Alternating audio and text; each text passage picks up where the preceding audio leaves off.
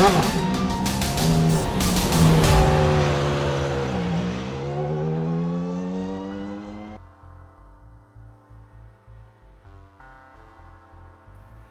round, it was newcomer Jake Wright who made a name for himself, winning his first career race in just his third start in the series at Richmond Raceway. Just 4 drivers finished on the lead lap in an attrition-filled round at the action track. Several competitors will be looking to rebound tonight in the shadows of the Gateway Arch. As we say good evening, everyone, and welcome to the virtual Worldwide Technology Raceway at Gateway in Madison, Illinois, for the Global SimRacing Channel's coverage of the Ultimate Conquest Online Racing Association Throwback Indycar Series, presented by 9-4 Motorsports. Tonight, it's the Gateway to the West 200. I'm Justin Prince. Alongside the booth tonight is Rocco Stallone. Behind the scenes is our director, Sean Ambrose, and he's using cameras provided by Dougie Beard. This difficult 1.25-mile track has hosted open-wheel racing since the late 1990s, with different divisions such as kart, Indy Racing League, and eventually the NTT Indycar Series. How do these drivers plan to drive around this difficult oval? Let's take a look at GSRC Lap Guide for the best way to do so.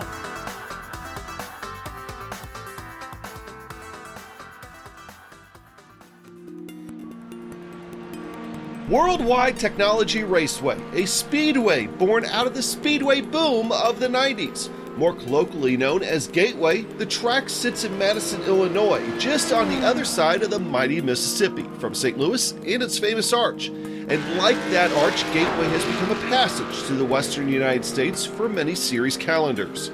The facility itself opened in 1967 for drag racing, but the changes started in the mid-90s when the land was raised and the rebuilding began. As part of the rebuilding, a 1.6-mile road course was built inside and using part of the 1.25-mile track we are here for today. Its egg-shaped and differing ends in both radius and banking is a challenge for anyone trying to set up a car here. Even though the banking itself isn't too different, 11 degrees in 1 and 2 and 9 degrees in 3 and 4, the radius of 3 and 4 is much wider, so you carry a lot of speed down that front straightaway, which has led to some drama and classic finishes over the years in iRacing and on the real-life track. IndyCar returned here in 2017 after 14 years away, and in a short amount of time has become a coveted spot on that schedule. The NASCAR trucks also make a regular trip here every single year. ARCA is more off and on, and we'll sometimes get some late model and super late model action here with more regional series. Now, with downtown St. Louis and the Gateway Arch as a backdrop, it's getting time to drop the green flag at Worldwide Technology Raceway.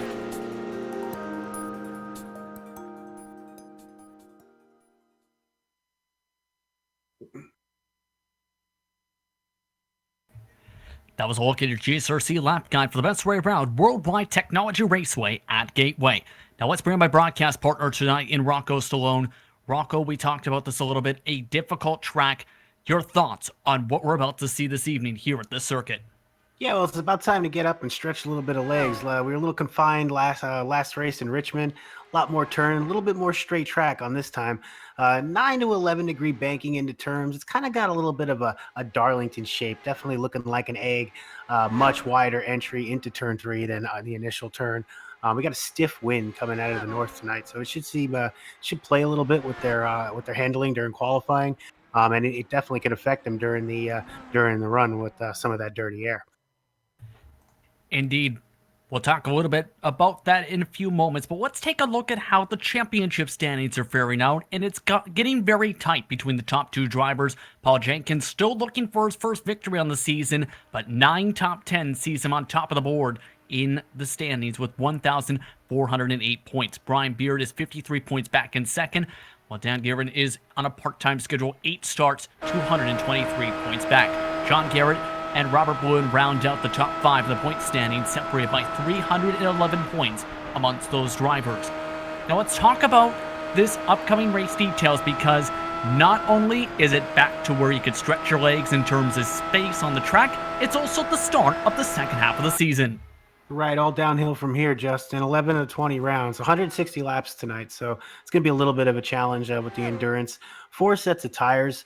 They took away a set trying to maybe maximize and unlimit the possibilities, and they're going to be running a custom fixed setup tonight, which is determined by the powers that be. They determine what that is. And for everybody not familiar with iRacing, a fixed setup, everybody is running the exact same car. Slight adjustments, but overall, mostly the same.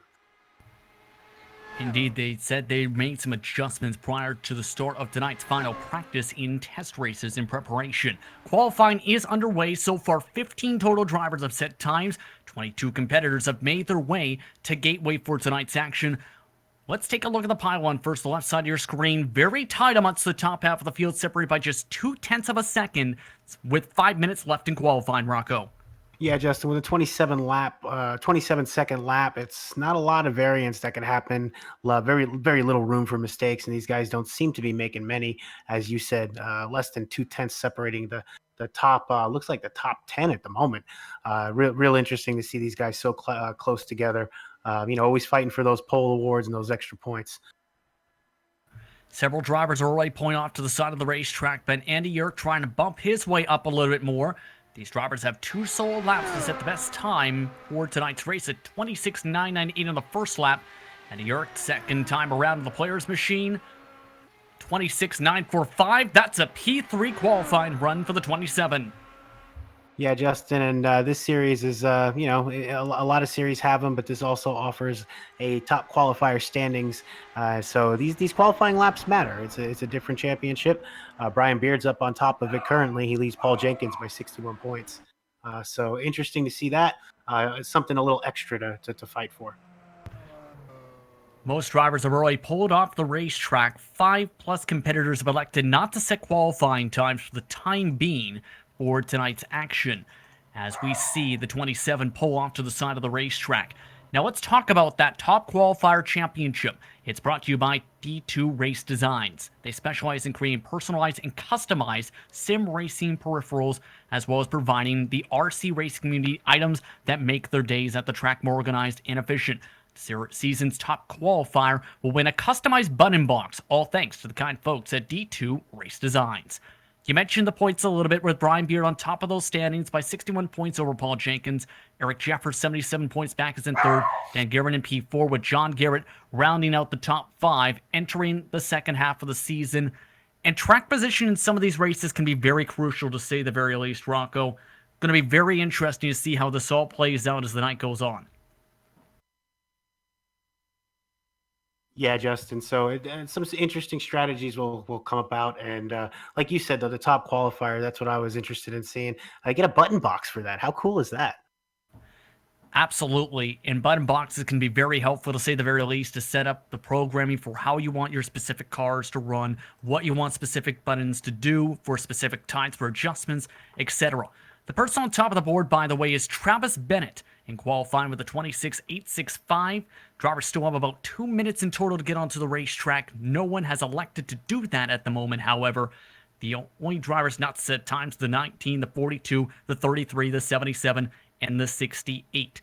But overall, when it comes to this track tonight, what are your expectations, Rocco, for when these drivers take the grid in just a few minutes? I will probably just see a little bit of what we've seen at ovals this size so far this season. It seems it takes these guys a little bit of time to feel each other out. It seems that there's always a little bit of give and take at first, sometimes a little more give, a little less take. So I expect to see them tight off the bat, and I think we'll see our players emerge probably about halfway. Indeed, for tonight's 160-lap event, drivers getting just about set to go. Let's take this time, mind you, to take a look how they will start tonight. Keep in mind, 3 of the 5 drivers that have net set its qualifying time out of the 22 competitors had incidents amongst their qualifying laps. If you have an incident point during your respective qualifying lap, that lap is said voided, meaning they are not able to set a lap on that certain time. Let's take a look at how they will structure tonight. Your pole sitter tonight, sponsored again by T2 Race Designs after a competitive qualifying session, was Travis Bennett for the 26.865 tonight.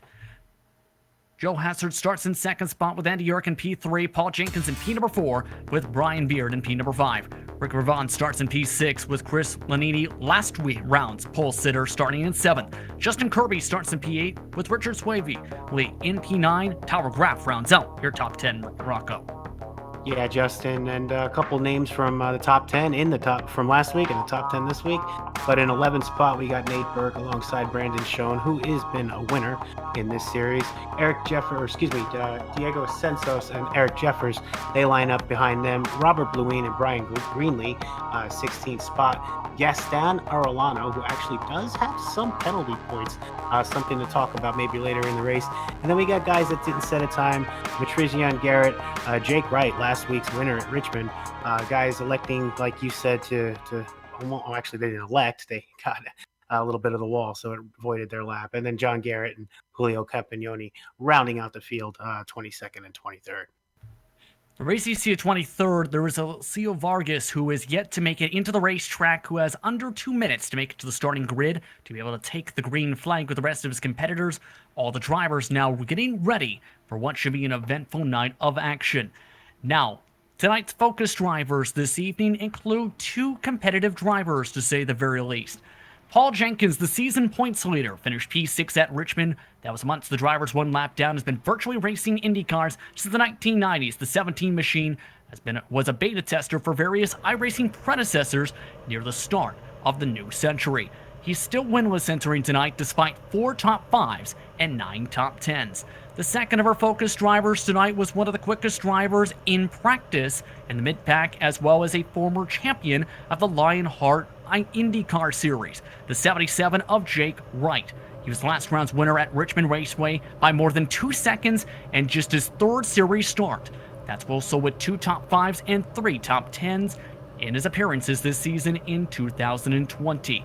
The spotlighted drivers are brought to you by Midwest Simulations. You watch the track, we'll watch the rest. Use the promo code THROWBACK for $5 off a set of their Spotlight's visual spotting system. Find out more at MidwestSim.com. Drivers making their way to the grid under 30 seconds to the pace truck starts to roll for tonight. Let's talk about the weather a little bit. These drivers getting ready to start just past 9 p.m. in sim time. Partly cloudy skies, air temp 84 degrees, track temp 85. And keep an eye on those winds. South is the direction at 13 miles an hour. That's gusting from over top the entry to turn 3 towards the media boxes in turn 1, Rocco. Yeah, and that's going to create some interesting handling characteristics for some of these guys going into turn 1 and coming into 3. Going to have that little bit of the headwind going up into 1, and then you're going to have that tailwind. It's going to take a lot of woeing up in some of these cases to go around that tight second group of turns. So 150 miles on the docket tonight. As talked about a little bit before we got on the air, 4 sets of tires are available in the pits for these drivers.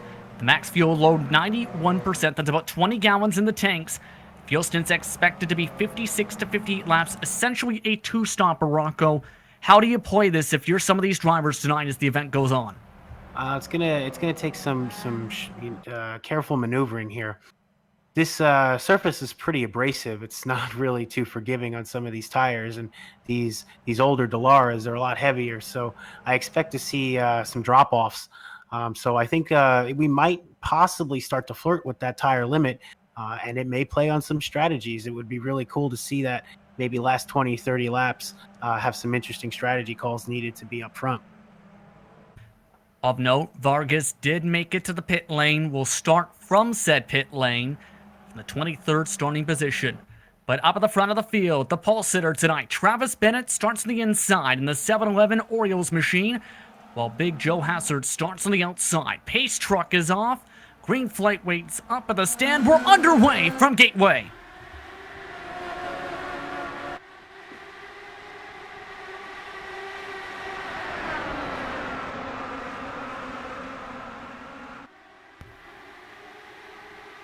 Side by side down the back straightaway to start. Multiple drivers preferring the top line on the speed.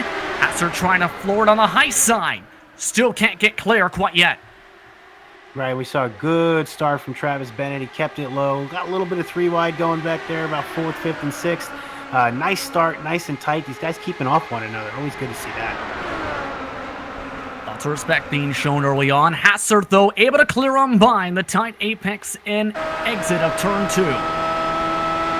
Now, the corners, we talked about this a little bit. In fact, with Rick Ravon specifically, they can be very tricky, regardless of the type of car, to try and get clear and try and make sure you properly exit, because they're very tricky to try and get on the exit, whether it's the tightness of turn 2 or the slipperiness of turn 4.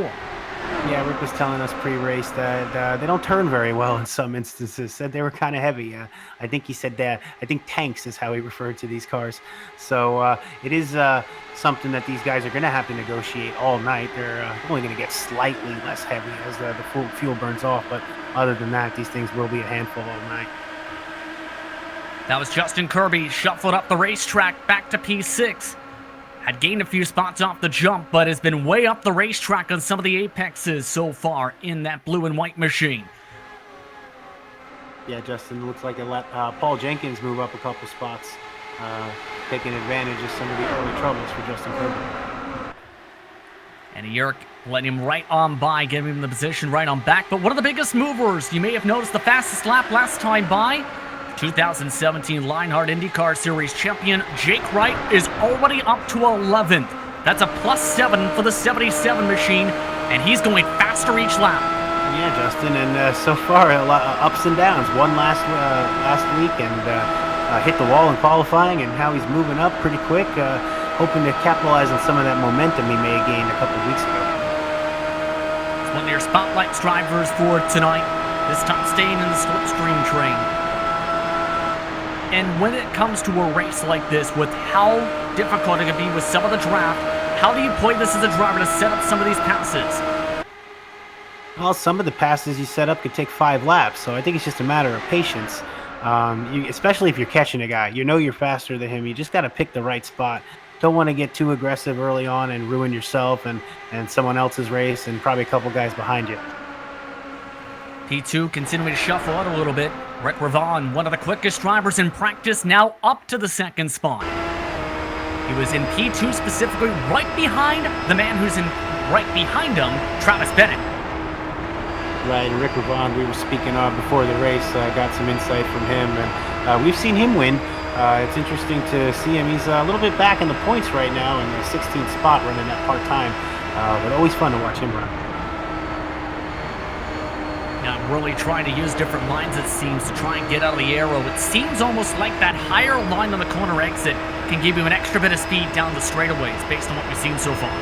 Yeah, Justin, just like anything else, you can just see that higher line come in as the laps wear out and these tires get a little warmer. I don't expect to see it hold up. I don't think they're going to be putting a lot of rubber down. So it was interesting to see that top line probably develop early until like probably mid-tire run. So we'll see how many of these guys can actually run that line. I'd like to take the time to remind you folks that if you want to follow your favorite drivers and teams throughout tonight's race, be sure to go to gsrc.tv to keep up with live timing and scoring. See where they are specifically on the track and how they're pacing across this field. Once again, gsrc.tv. Falling on board with Kirby at the moment. This is the battle for 4th spot. Paul Jenkins currently trying to shuffle around.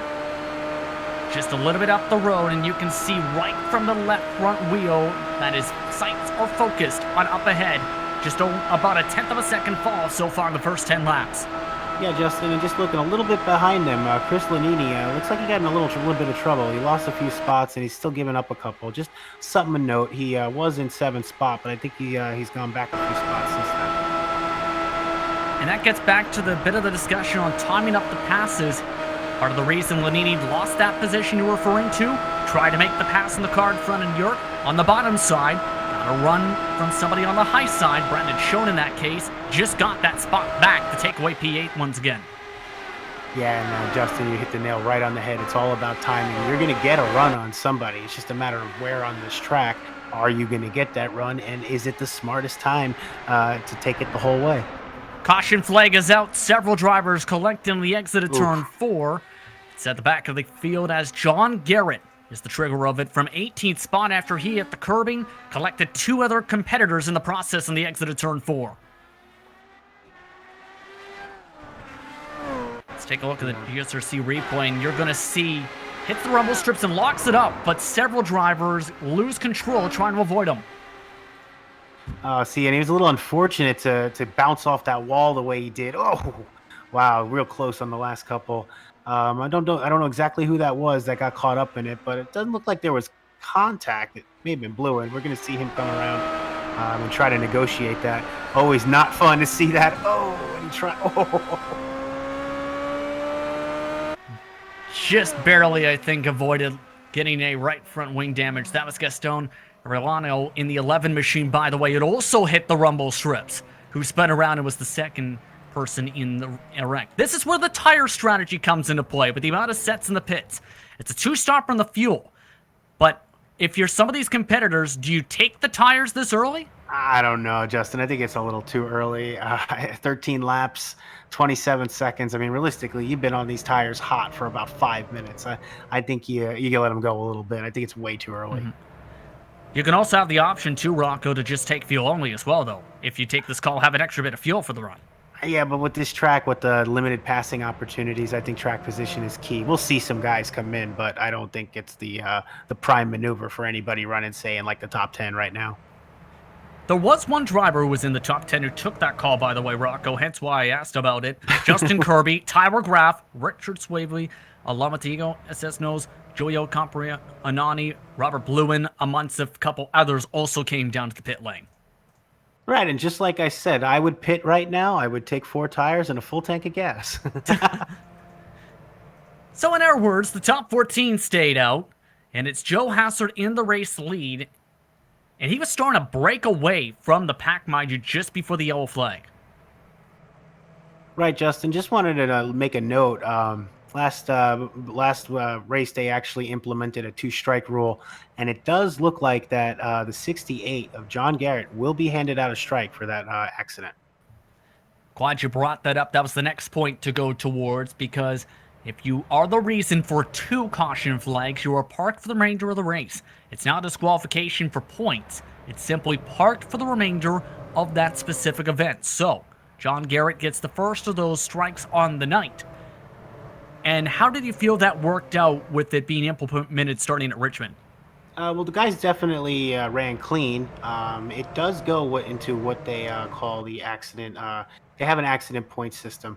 And we actually have seen a driver having to park it for the season. It's pretty simple. 8 races get you a 1-race suspension. And if you get 12, they park you. So really not a lot of leeway after your first suspension.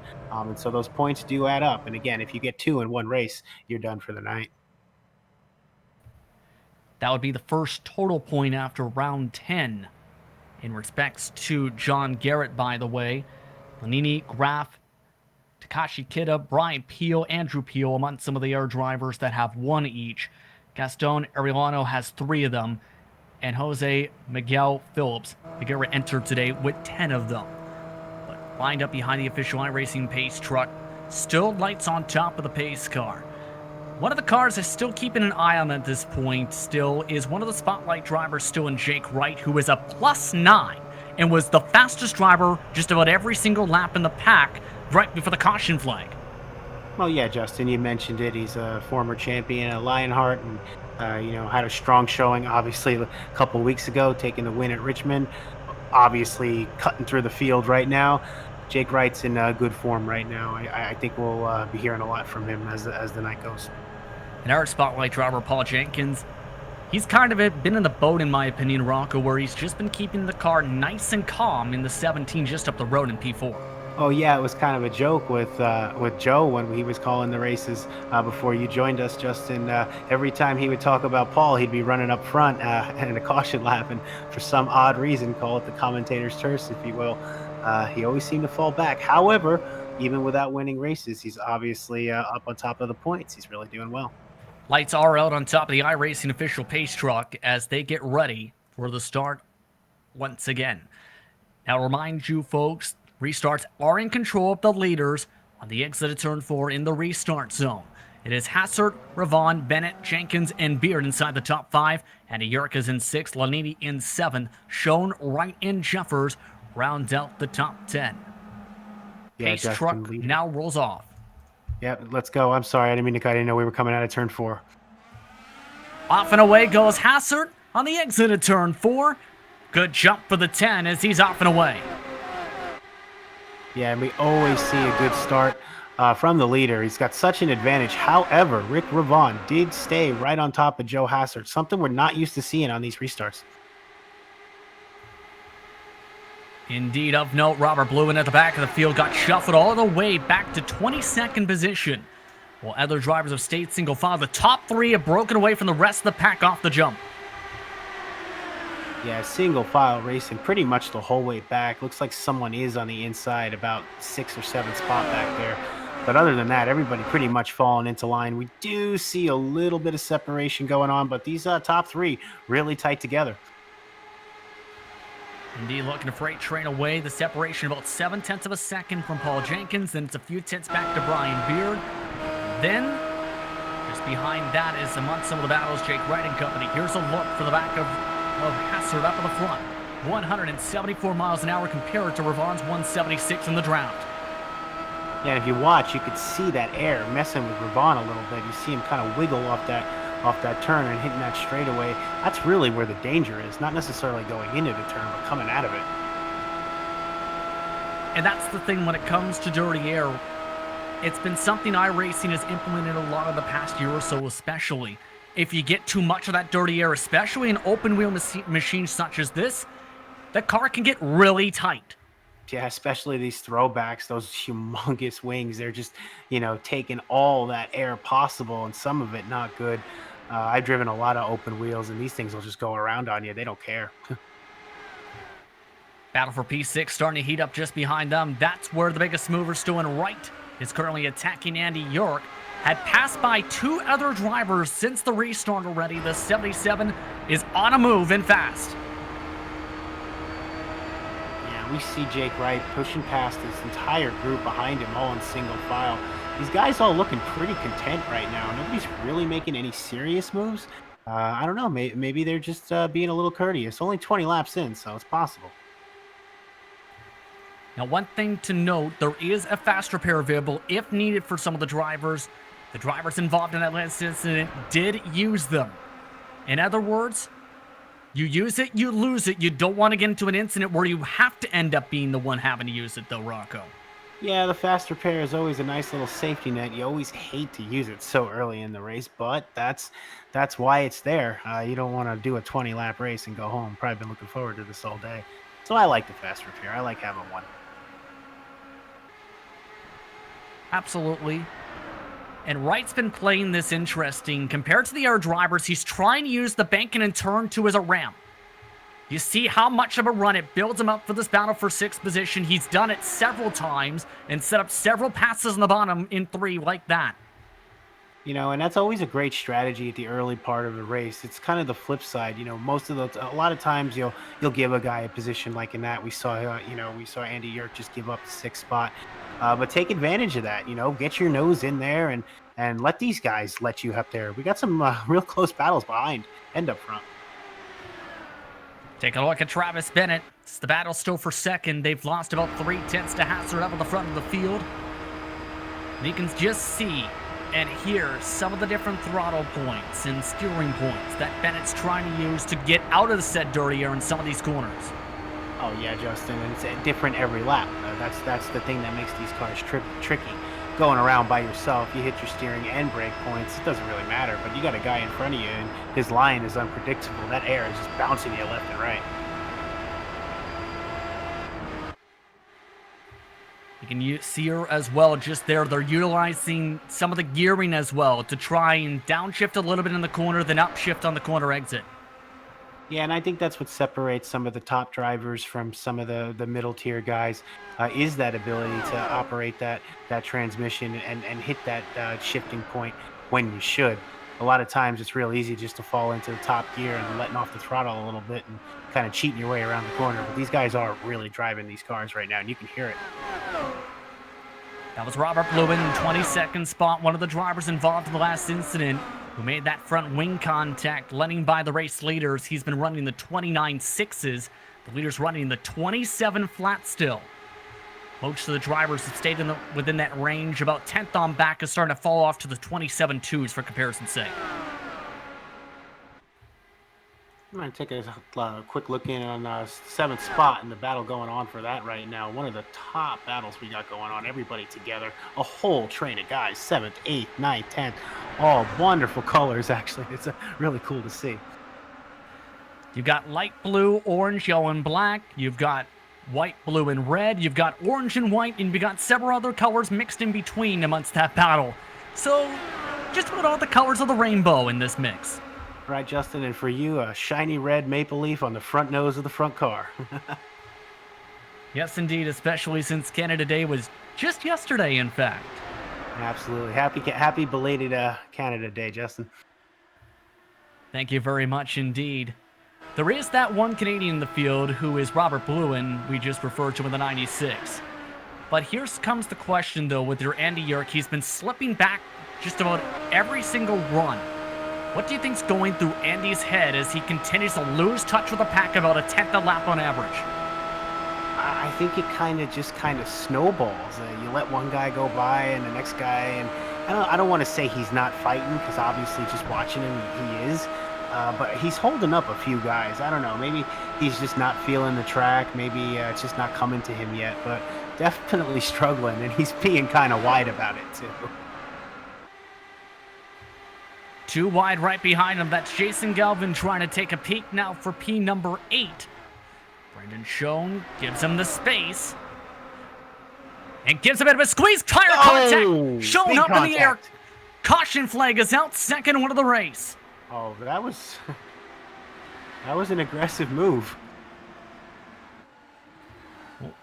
Let's take a look at the GSRC replay, because it looked like almost the move was about complete.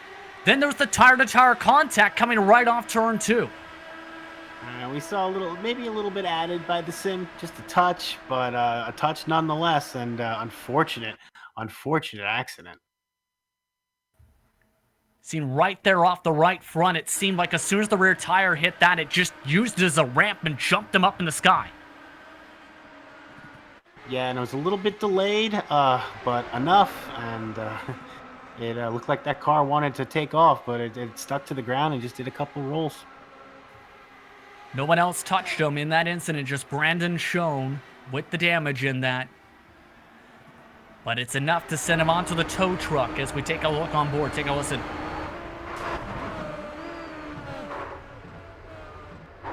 Oof.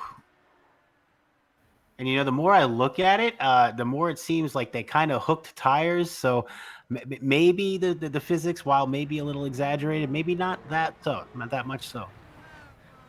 Have seen sometimes, though, in past IndyCar highlights with this type of chassis, mind you, similar situations before. But here's a situation that's going to be interesting. Just a couple drivers stayed out this pit window. 5. Everyone else ducked down for tires and fuel. Yeah, and this is about the time you'd want to come in. Tires for sure, fuel, shrinking that window that you got to work with from 160 to 127, and most of the guys in and out pretty clean.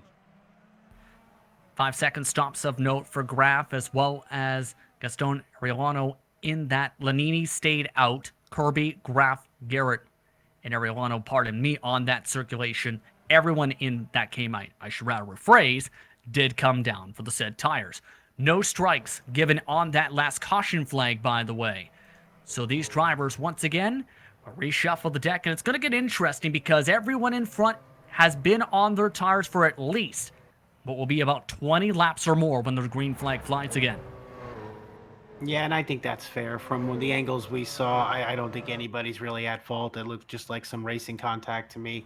Brandon Schoen pretty beat up and in the pits. I guess he used his first fast repair on that first accident, because I'm assuming he would have used it by now and been back out there with the field. But I don't see him doing much for the rest of the night. A couple drivers did come down on the second wave around, blew in, as well as the 11 machine, so making now 4 drivers staying out here. But now with the older tires staying out, we haven't seen too much fall off, mind you, this entire race so far. I'll get you. I'm wrong. I was wrong. I said at the beginning of the race that I was expecting tire fall off, and you're absolutely right, Justin. There just really has not been that much fall off. Maybe up to 3/10 at the very most here. How do you think this is going to play out here, especially since Lanini specifically has not came down once in the 92? Well, I think there's definitely going to be some fall off there, so he's going to have to be a note. But I just took a guy out of the hat, and I'm looking. So I'm looking at Jake Wright's times here, and pretty consistent, 27 seconds across the board. And we were 40 laps in, so maybe not seeing as much tire wear as I thought we were going to see. Compared that to Lanini on the last run, by the way, he was around the 27 flats at the start of the run, then went to the 27 ones and threes. He was amongst that battle, though, behind the 27 machine, should note. But everyone lined up behind the iRacing official pace truck as the lights stay on for one more lap. Right, and we see Lanini taking the green flag, or the yellow flag, excuse me, behind the pace car in top spot. We've seen him up here a little bit this season. It's always good to see a face that maybe not see up here as often. It's always good to see them. 92, Chris Lanini, solid run so far. Very solid indeed so far. As well, I think some of the other solid runs we've seen so far has been drivers like Jason Galvin quietly has been a +7 throughout the race. We've seen him starting to make some moves. It seemed like once the car got up to speed and the tires got up to heat, he started being able to cut and make some passes like we seen attempted before. Yeah, and that's what you get with a good, solid green flag run. You see a lot of the guys that specialize in longer runs. You see some of them start to rise up. A lot of guys are fast off the bat. A lot of guys are always fast. But then there's a few guys that take a few laps to get into their run, get into their head right, and all of a sudden they start firing off some serious laps. And before you know it, they're right up there with the leaders. So in your opinion, who are you keeping an eye on for when this green flag flies again? Because, again, to remind everyone, 4 drivers stayed out here. Everyone else is on fresh tires. Who are you keeping your eye on the most here when this green flag drops in a few minutes? Honestly, Justin, I'm keeping my eye on the top 4 because these guys are on pretty old tires compared to the guys behind them. So it'll be interesting. It's not just one guy that decided to stay out. It's 4 of them, and 4 guys, a lot wider than one. So I'm interested to see how these top 4 handle it. As far as the guys that pitted, we got a lot of our race favorites, Hassert and Ravon up there with Jenkins and Wright. They're all right behind them. So a really skilled top 10 right now, and a lot of variables going on with these tires. Again, to recap the top 10, Lanini's in first. Justin Kirby also stayed out. He's in second on 22-lap-old tires, including caution laps. Graf's in third. Garrett is in fourth. Remember, he was involved with the first caution flag of the race. Joe Hasser's the first driver in fresh tires. Rick Ravon's up to 6th. Travis Bennett in 7th. Paul Jenkins, Jake Wright, Brian Beard round out the top 10 as they go through 3 and 4. Right, and coming around here, I'm excited for the start. I really want to see how these 4 guys handle these worn tires. Pace truck is off. Field and control of Chris Lanini. Looking to back him up a little bit. Bit of a later start compared to Hassert. Green flag is out. Back to racing. Oh, Kirby was a little aggressive on that start. I think he might have got Graf into the wall. Very dicey indeed. In fact, Graf already side by side for P3. Able to defend, though, on the top line. Here comes the drivers on the fresh tires, though. Oh, 3 wide. 3 that's wide. Up the middle. Oh! I'm sorry. I love 3 wide racing, Justin. Hassert able to make it squeeze. Gets on through to move his way already up to P4. Make it P3 as Kirby lets him go. No, Hassert just got on the pedal and said, look out, I'm coming through. Enough of this. Oh, and he gets into Graf. Oh, is that Graf? Who did he get it to? Ooh. It was Tyler Graf. Caution flag quickly back out after contact with the left rear coming from Hassert. Graf was having a solid run, too. He was really actually doing well on those older tires. That's terrible to see. Seemed like a bit of a drift upcoming on corner exit. Just tire to tire, right on the left rear of the 26, but a great job to make sure he didn't hit anything. No, it was. Got to give credit where credit's due. It could have been a lot worse for a lot more guys, but, you know, just watching this again, wow, that's something. So back under caution, just like that. 121 laps to go this upcoming time by. We'll take a step aside when we come back. We'll have more racing action. You're watching round number 11 of tonight's coverage of the Throwback Indycar Series from Worldwide Technology Raceway.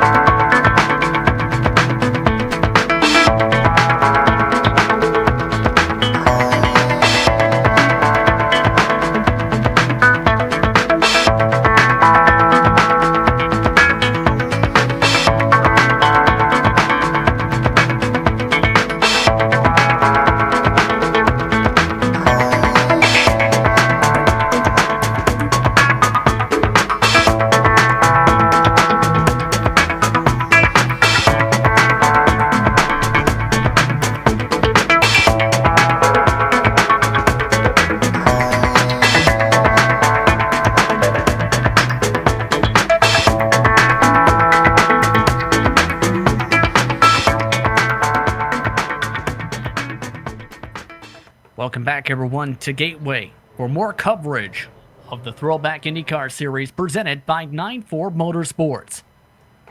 It's been an eventful one so far from Worldwide Technology Raceway just nearby St. Louis. Justin Prince alongside Rocco Stallone, Sean Ambrose in the director's seat for tonight's action as these drivers get ready to get back on their way in just a few laps or so. Of note, Chris Lanini, Richard Swavely amongst the drivers who did come down to pit under this caution, as well as Tyler Graff. Diego Asanos also did come down after this caution. It's going to get interesting to see how this all plays out and what has been an eventful one so far, Rocco. Yeah, Justin, and something to note, they did, in fact, give a strike to Big Joe Hassert for that incident with Tyler Graff. That doesn't necessarily mean it was intentional. It just means that the stewards decided that there was enough of a mistake on the 10 car's part to issue him a strike. So it should be interesting to see if that affects his aggressiveness going throughout the race. Still 120 laps left, but he's going to have to drive a little bit to stay up front, as we've seen already. So we'll see if that affects him at all. With the time of the caution flag, the top three are all on fresher tires, but Justin Kirby and John Garrett both held on to the top five for the time being. Remember, Kirby let some drivers go right on the top side in turn one prior to the contact, while John Garrett's been holding very steadily after having that trouble early on the rumble strips in 3 and 4. Yeah, and we've seen a lot of these shorter ovals. You just get a couple wheels on those rumble strips, you're done. Some tracks it's a rumble strip, some tracks it's just apron. But usually, if you get those those left side tires below that white line, it's going to take a lot to pull out of it, especially at these speeds. Lights are still on for an additional pace lap. These drivers still trying to sort themselves out. 2 drivers are off a lead lap of note. Robert Blue and Brandon Schoen. Schoen is back going on the track after his flip up in the sky. It just took him 3 laps to get off the tow truck, get a new back wing, and get the car fully repaired. He's now in 22nd spot, Rocco. Yeah, Justin, the only driver so far to put it back on the hauler, Lucio Vargas, took an early exit tonight. So 22 guys on the track right now, 20 of them on the lead lap. Should note, he did miss the start, then came out for a couple laps, then had trouble, then had to duck down to the pit lane. That was around lap 6 of the race. As they get ready for the restart, should be this time by as they pass by the start and finish line. Yes, indeed, lights are now out. To recap the top 10, Hassard, Ravon, Bennett, Kirby, Garrett, Jenkins, Wright, Beard, Yerk, Galvin round out the top 10. Also of note, some of the drivers who did not hit the mark in qualifying. Christopher Matrizion is up +7. Also +7 for the 33 machine, Rocco, at the back of the field. Yeah, we see a couple of those guys that were struggling early. They moved up. Obviously, most notable, Jake Wright, up 11 spots. Started 18th. Going to take this green flag in 7th spot. Strong force in Jake Wright. He's really feeling himself after last race, and I think he's looking to continue that, showing that he could do it multiple times. Taking a look on board with a 77 machine. One of several strong drivers, as we've seen throughout this event so far. Let's take a listen on board here when this green flag flies. In just a moment, he again is in P7 in this line pace truck. Off this time, field and control of Joe Hassard. Let's listen on in with one of your spotlight drivers, Jake Wright.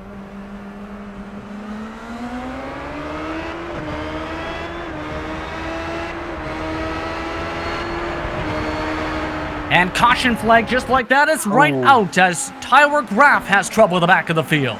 Oh, poor Graff. He was involved in the last incident. That was not his fault.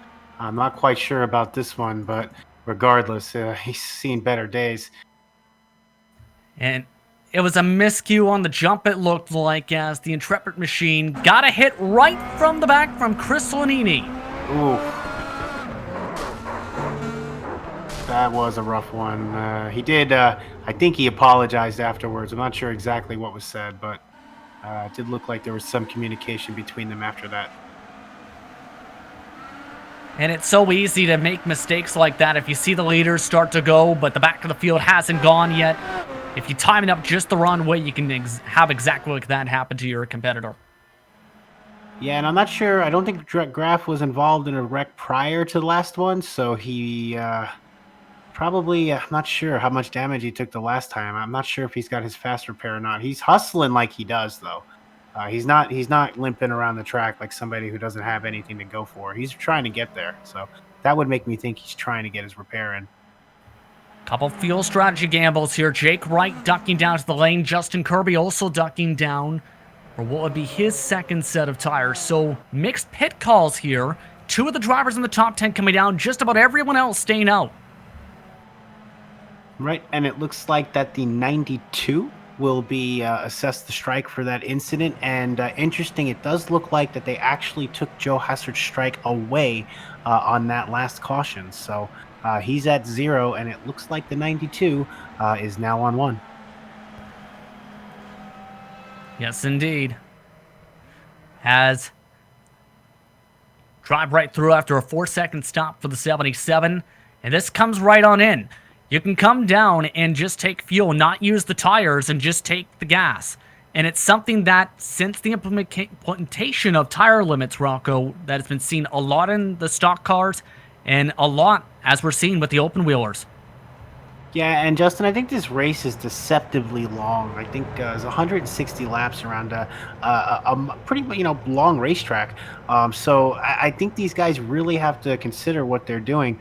I myself feel like I would have been off on the tire strategy coming into tonight because nothing that I was thinking before the race seems to have come to fruition. So yeah, it's interesting to see some of these strategies play out, but still a lot of time to go. Tyler Graff did fix his car. Interesting note, Chris Lanini electing to bank his fast repair with the 92, and that on his car is significant, fairly significant right front wing damage. How significant? It's to the point where the wing is crushed and just about touching the axle. That is pretty significant. I'm sorry. You can see the left front, nice and clean. The nose looks okay, but then you look towards the right front and see it all crumpled in. How much is that going to affect him with how long he's going to have to try and hold on, mind you, because he's in that bank it strategy? Well, what's the old adage, sometimes you take a little shunt and the car drives better, so we'll see. The concern, I think, though, that might be there as well, though, is, yes, he might be good on the straights here, Rocco, but the wings is important to make sure you have the speed as well in the corner. Of course, Justin, and obviously that kind of damage should play a significant factor in his handling, especially when he gets, if he's able to stay behind somebody. So it is quite an interesting decision to not get that fixed. I guess maybe he's banking on another caution sooner than later, because if he stays like that green, these guys are going to start to creep up on him before he even knows it. Yeah, he's scored right now 14th position, by the way, on the racetrack, as these drivers still continue to maneuver their way around the racetrack. Let's talk about how this season has gone so far. It's been an interesting one, just starting the second half of the second season of the flagship series for the Ultimate Conquest Online Racing Association. Several different winners have gone to victory lane. Christopher with 2 victories to start the season. Brandon Schoen won at the Circuit of the Americas. Dan Guerin won at Kansas. Rick Ravon won at Las Vegas. Guerin again in Iowa. Schoen on the road course again at Twin Ring. Then Indy seen Hasser come to victory lane with Beard and Wright, as we talked about having strong performances. So there's been several different winners and comers and goers as the season's gone on. Oh yeah, we saw Dan Guerin come out of the gate really strong, and Brandon Schoen really took it to everybody on some road courses. He really put on a clinic in Motegi. But yeah, we've seen an interesting group. A lot of guys, the top 3, or the top 2, excuse me, pretty tight. And then there's a little bit of a gap, only because Dan Guerin is racing part-time. But how about that? He's racing part-time, and he's still in 3rd spot, 170 points out of 1st. Or excuse me, 223 out of 1st. 15 different drivers in the history of the series have won events, mind you, by the way.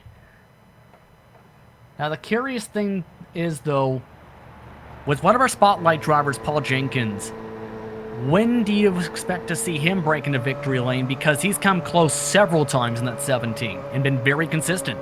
I think it's going to have to be a clear-cut win for him, because he's playing the long game, and so far it's working out for him. He's up there. We're always talking about him. He always seems to have his nose amongst the leaders. Hasn't been able to put that full run together, though, and bring it home first. But nonetheless, running top 5 tonight, and on top of the points. Who am I to judge what this guy's doing? He's having a great season so far, halfway through. Lights are out on top of the iRacing pace truck, getting ready to go back green. Joe Hassert, Rick Ravon, with Travis Bennett, John Garrett, Paul Jenkins rounding out the top 5. Fielding control of the 10. Let's fall on board with Paul Jenkins on the jump.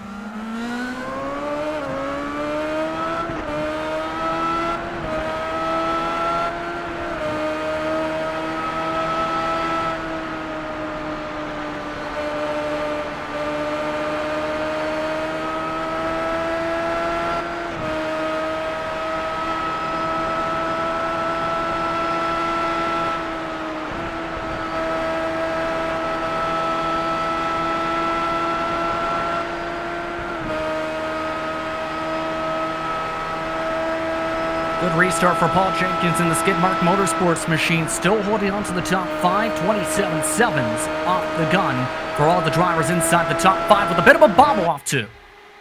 Yeah, but still such a great, just a night. It's so fun to be in that car watching that go around that first lap. Excellent work by our crew there. Yeah, it was an excellent start, pretty clean. But you could see how quickly these cars ramp up, and you can hear how much you really got to throttle it. They make it look so easy. They barely come off the bottom of the track. But being inside the car on that restart, you can really see what it takes to keep it going as smooth as it does.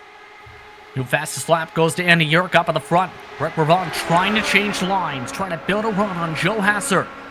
Big Joe Hassert still has held on for the past 30-plus laps, give or take up at the front, give or take in this race. Yeah, and we've seen this before from Big Joe. He'll get up there and he'll just be big. He gets a little wide, throws his elbows out when he has to, and he's able to run up front for long stints. We've seen this before from him. But as I say that, Ravon's challenging on the inside. Rick Ravon sets it up. Hassert gives him the spot. Rick Ravon to the race lead for the first time in the one machine. Look right behind him. Too wide, battling as well for the top 7. That was John Garrett letting drivers go, Rocco. Pardon. Oh, no worries. I was just saying it looked like he did kind of just hesitate a little bit, and then he had no problem conceding that top spot.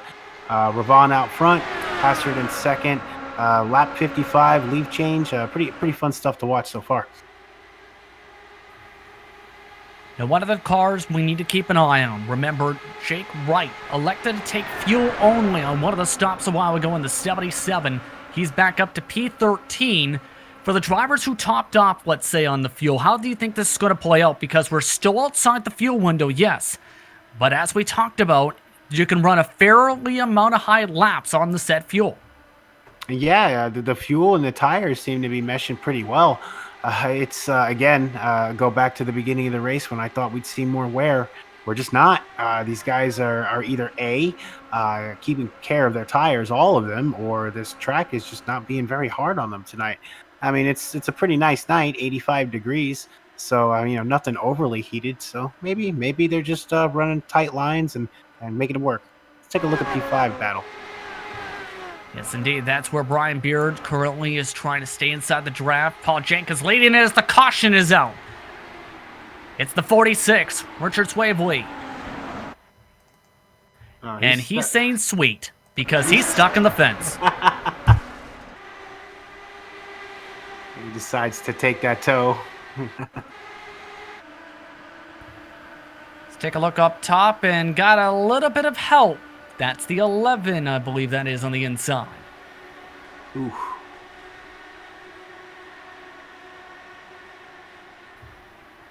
Catch fence doing its job. So a rough one for Richard. That was around 15th position. So in the same situation as Brandon Schoen now with the tow. That now means 18 drivers are on the lead lap, coming to 100 to go when the green flag drops once again. Yeah, Justin, and slowly this race is kind of turning into a little bit of repeat of a couple of weeks ago when Richmond, which turned into a massive battle for attrition. It's just one of those races where if you were on the lead lap at the end, you were finishing in the top 5. Rick Ravan, our leader, coming in for the pits. So the fuel strategy is starting to come into play. Again, we talked about fuel stints, estimated 56 to 58 laps today.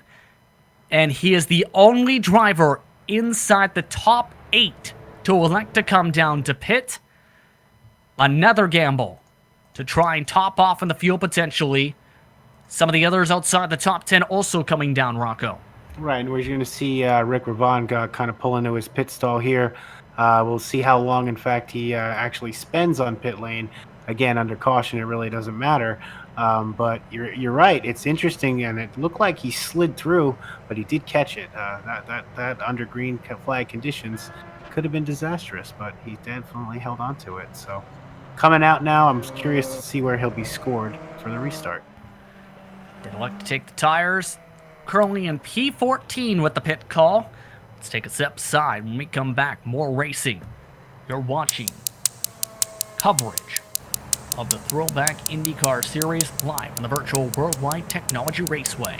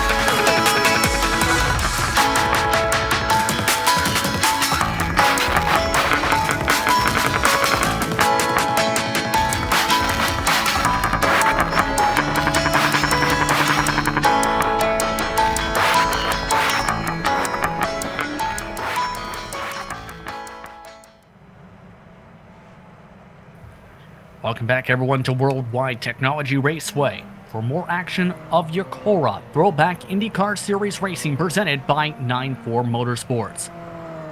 Justin Prince alongside Rocco Stallone, Sean Ambrose in the director's seat as we get ready to go back racing with the 98 laps to go. Joe Hassert's in the lead with Travis Bennett, Paul Jenkins, Brian Beard, Andy Yerk with Jason Galvin, John Garrett, Eric Jeffers, Nate Burke with Ryan Greenway quietly back into the top 10 for the first time tonight in the 38 machine. It's been an eventful one so far. From just around St. Louis, Rocco, it's about to get even more interesting with 98 to go. Yeah, Justin, 18 guys scored on the lead lap, or are going to be taking the green flag this time around. Hoping to see a little less of the little contact and coming to green. Let's see what we got for this next stint. Hassert waiting a little bit this time in the jump. Off and away goes the 10. We're back to racing. Now keep in mind, we're still outside the fuel window by about 40 or so laps, give or take, to make it to the end on gas. So this could get interesting depending on how the cautions may lay in the final portions of this race. Yeah, Justin, and that's obviously going to be what determines everything, because from what we've seen, we could do a lot of laps on these tires. We haven't seen a full fuel stint yet, but from what I've been seeing, it's probably very doable. So if we were to find ourselves in that position where we could finish the race on a long green flag run, it might be interesting to see how long these guys can actually push these tires. You figure they're going to get about 72, 73 laps. Not considering a caution flag into their fuel run. So we'll see how it falls. Now keep in note that the fourth strike of the season has been given to the 11 machine for the last caution flag after the contact into turn 3. That sent the 46 up into the catch fence. Those drivers currently running around 21st for the 46 of Swavely, multiple laps down, while the 11 machine is around 15th position. Let's take a look at some of the onboards. This is Brian Beard, new fastest lap of the race. He's in P4, closing on in to Paul Jenkins. Yeah, and he's really hitting that line low, right next to that white line. Really good to see him coming on strong, finding his groove. Maybe a little bit of green will help him get into some more of that flow, put some fast laps together. Guys close behind him, too. Just behind him, Jason Galvin, plus 14 of the race, Andy Yerk. He's been looking stronger since the first half of the race. John Garrett also looking well after his struggles early on at the back of the field. So several drivers stay in this train, and keep in mind, they're slowly actually catching up to the rest of the top 4. Well, yeah, because these top 4 are actually tight, so we're going to see them kind of battling a little bit, and obviously everybody behind them is going to benefit that. We're seeing Travis Bennett get a serious run on our leader, Joe Hassert, right now, actually get a challenge for the lead. To the inside, Bennett wants the lead in the 14. On the outside, Hassert gives him the space, still side by side as they drag race down the start and finish line. Man, this is the first battle we've seen where the guy giving up the spot hasn't just rolled over. This is a tough one. Hassert does not want to give up the lead. High side, able to be used to defend. Hassert holds on to the lead. Here comes Paul Jenkins now looking to take advantage. Paul Jenkins being very opportunistic right now, looking to snag second from Travis Bennett, who just a half a lap ago was right alongside Joe Hassert trying for the lead. And now he's back in third spot. Good pass by Jenkins, who is now coming up on Hassert. That brings right into the discussion we had earlier of timing up the passes at the right moment. That was perfect timing for Paul Jenkins to make the pass after Bennett had to check off the turn 2 a couple laps to go. However, the gap is now 0.4 of a second or so between him and Hassert. Yeah, Justin, and unlike Richmond, there's a little bit of a straightaway here to actually ramp these cars up, which obviously amplifies Trouble at the back of the field. Oh, we got problems. 33 hard into the wall. And once again, back under caution, and it's a tow used by that machine. Was in 14th, and it's another victim of the curbing, Rocco. Yeah, we see Julio Campagnoni. He just got a little low. I'm sure we'll get a replay of it. Oh, got on that curbing. He tried to save it. Looked like for a second he had it. Lost it. Went all the way up. Hit that wall. Smacked up that car pretty good. So a tough hit was involved in one of the earlier incidents, mind you, and a tow truck immediately used for the 33. And that is, by the way, a strike towards his direction. Little bit of insult to injury there. See how the musical chairs continue. Several drivers, mind you, have taken fuel only on some of these stops. Jake Wright on one stop recently. Rick Ravon took tires on his last stop for fuel. And several others have come down on several different stints, while others have stayed out and keeping the track position. Once again, one more driver diving to the bottom of the racetrack. That is again Jake Wright coming down to the 77. Yeah, and again, these guys, I don't think it's I don't know. We're seeing so many cautions, so we're seeing one-off pit stops. 1, 2 guys come in. It's a shame though that battle up front was heating up pretty nicely. Hopefully these guys can do that again. But it's a strategy we see a lot, mind you, with gambles to try and play out. Say you get a long green flag run, several drivers pit. There's a chance you can pin them a lap down if you then get a caution flag.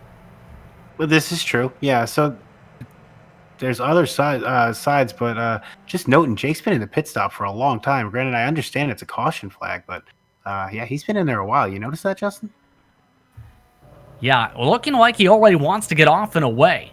This is one of the longer stops I've seen for someone in the pits for this type of car, mind you. So may have had maybe something that might have had been fixed or something on that 77 still in the pits.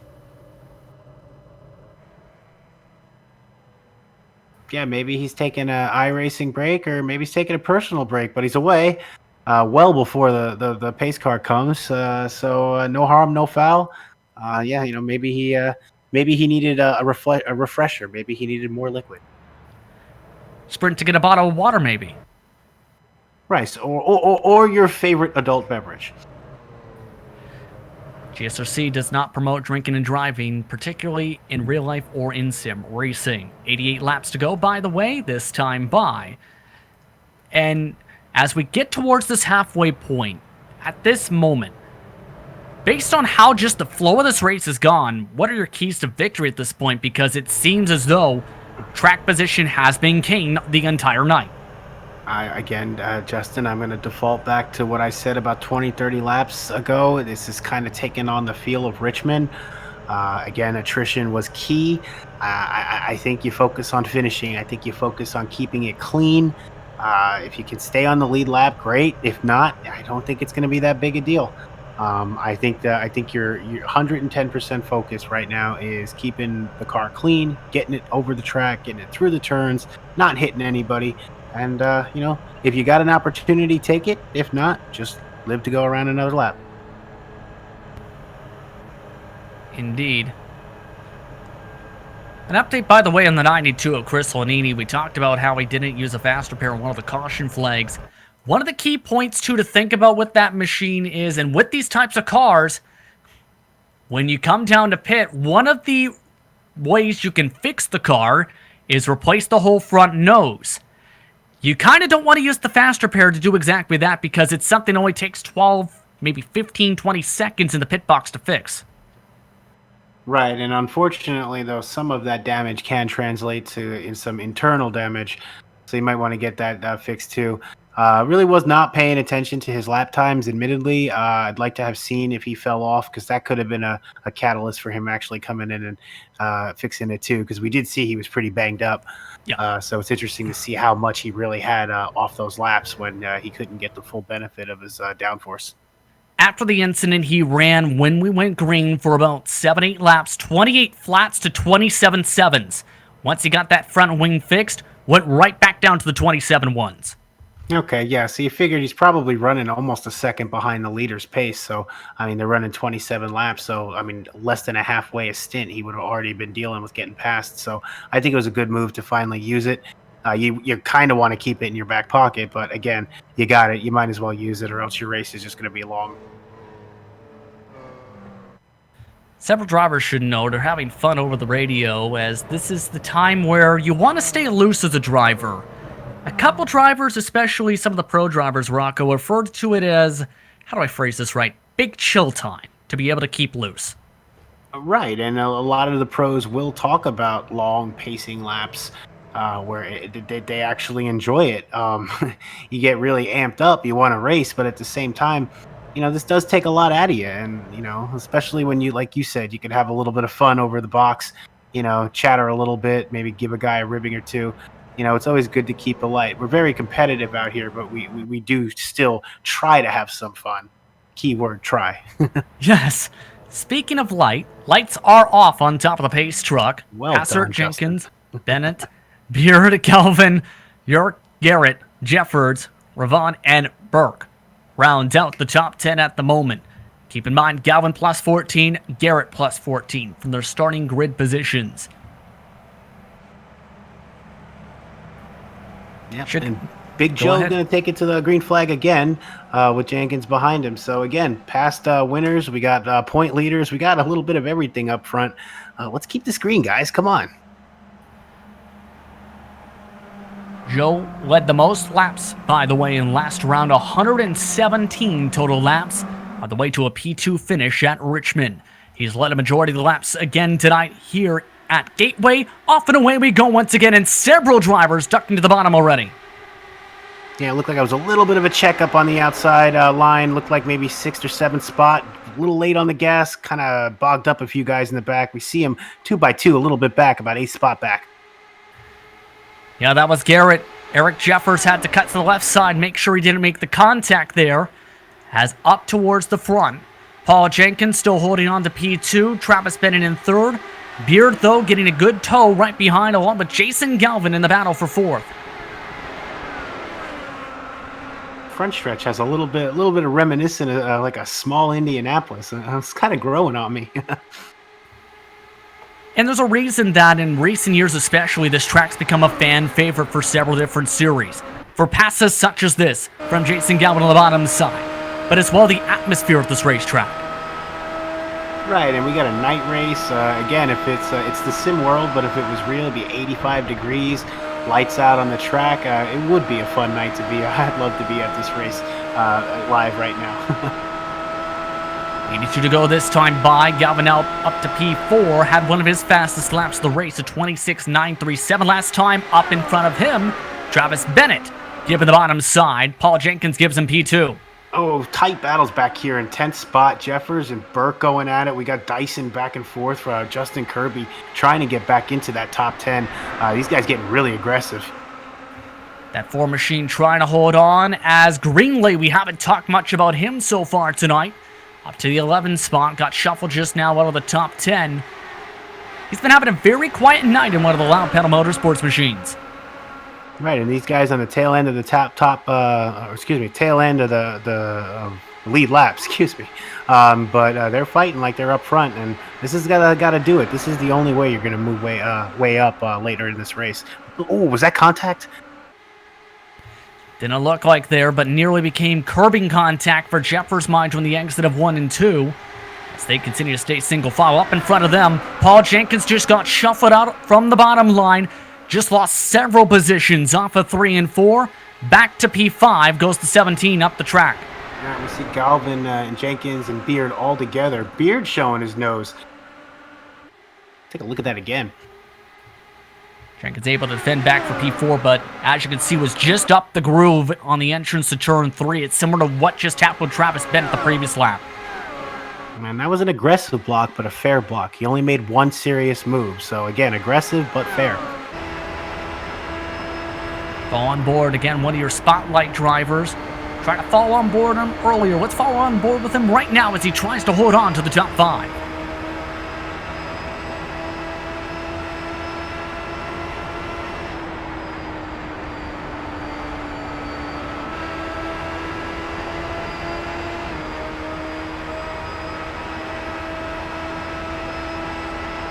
Yeah, Justin, and you could see just from the heads-up display, a little bit of shifting that you were talking about earlier on in the race. We see coming into the entrance of turn 3, he's usually in 6th gear, but as he comes down that front stretch, trying to get a little bit more, he goes down into 5th, and then again, you have to see him maneuvering back and forth, obviously being disrupted from the car up in front. You lost a couple tenths off the corner exit. The first driver on fresher tires is just behind him, the one of Rick Ravon with the 26.9 last time, 27.1 for Paul Jenkins, quickly losing time to the one machine just in his wake. You can see the intervals between him, Brian Beard, and Rick Ravon specifically on the bottom of your screen. Right, and we just saw Galvin in that battle amongst 5th and 4th spot, and we see him overtaking Travis Bennett for 2nd spot. Jason Galvin up to number 2.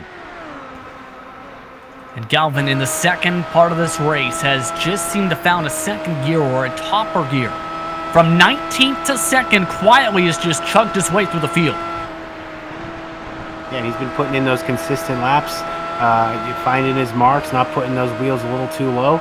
I think he's feeling it right now. It doesn't matter really where those tires are. Sometimes you just get in that groove and you just start spitting out nice lap after nice lap.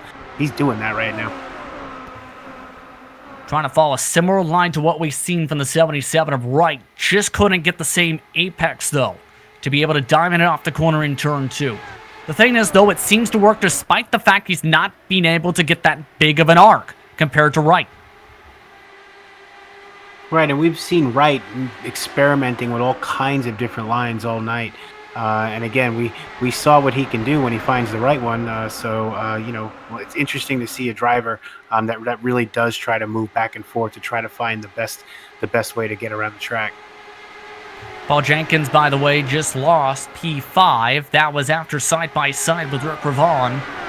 Nearly making a bit of contact, mind you, in that grouping. The 17 now shuffled back and falling back a bit to Andy York, who is about a second or so behind this group. And again, it does look like they were talking to each other a little bit after that pass. I wonder if it was apologies or if it was something else. But taking a look at Brian Beard, he's sticking his nose under Travis Bennett, trying to stick it in for 3rd spot. And it looks like he's going to get it. Whoa, that was close. Near contact for Bennett, had to snap the wheel a bit to the right to keep it off the car. Here comes Rick Ravon, taking advantage up to P4 once again in the 1. Yeah, it's going to cost Bennett a couple spots. Unfortunate for him. Going to take him a couple laps to regroup, but good call on him to keep it off one another. Now here's an interesting conversation. Traffic just sent up John Garrett into the wall. Caution is out. Several drivers involved, and we're back under yellow just outside the fuel window. And that was right to the point I was about to bring up. Brandon Schoen in 22nd was driving past the leaders and made tire contact with the 7th-place car. Oh, and it looks like Graf got a piece of, I'm not sure who that was, but he got a piece of someone spinning across. Unfortunately involved in another accident. We'll take a look here. Now, mind you, with IndyCars, you can't get the lucky dog, say, in some air classes, depending on the series. Oh. It almost looked like Schoen was trying to race his way up forward, but you have to wonder what the thought process is to race with 7. You're 3 laps down. Yeah, that's one of those things where you hope for a little bit more discretion. It's unfortunate because it's just a slight error, and that caused at least 3 guys to get a piece of it, possibly a 4th. That's unfortunate. Hate to see that happen. So John Garrett involved in the first caution flag, had no fast repairs. Eric Jeffers demolished in that incident. Several drivers coming down to pit, just about everyone coming down to pit with 70 to go. 10 laps outside the estimated fuel window to make it. Yeah, and I don't know. Depending on how many caution laps you bank on, maybe you could stretch it from here. You'd like to think that maybe somebody who's, used to running toward the bottom part of the pack, maybe trying to take a reach here. It'd be interesting to see. But of course, to see that, we'd have to get a full run of green flag stops going. I'm not sure if we're going to see that, but again, let's take a look at these stops and see who comes out on top. First one out, Jason Galvin, Joe Hassard, Brian Beard, Rick Ravon round out the top 4 off the pit lane. 2 stayed out, Graf and Wright, who have topped off on different caution flags. Graf 32, making 33 laps on his stint. Wright 17, coming to 18 laps on his. And Graf, unfortunately, has been a part of some incidents in this race, but lo and behold, finds himself inheriting the lead. Could be on fresher tires than everybody else. It's funny how it works sometimes. First strike of the season for Brandon Schoen on the caution flag, by the way. He's now to 22nd. 69 laps to go from the Worldwide Technology Raceway.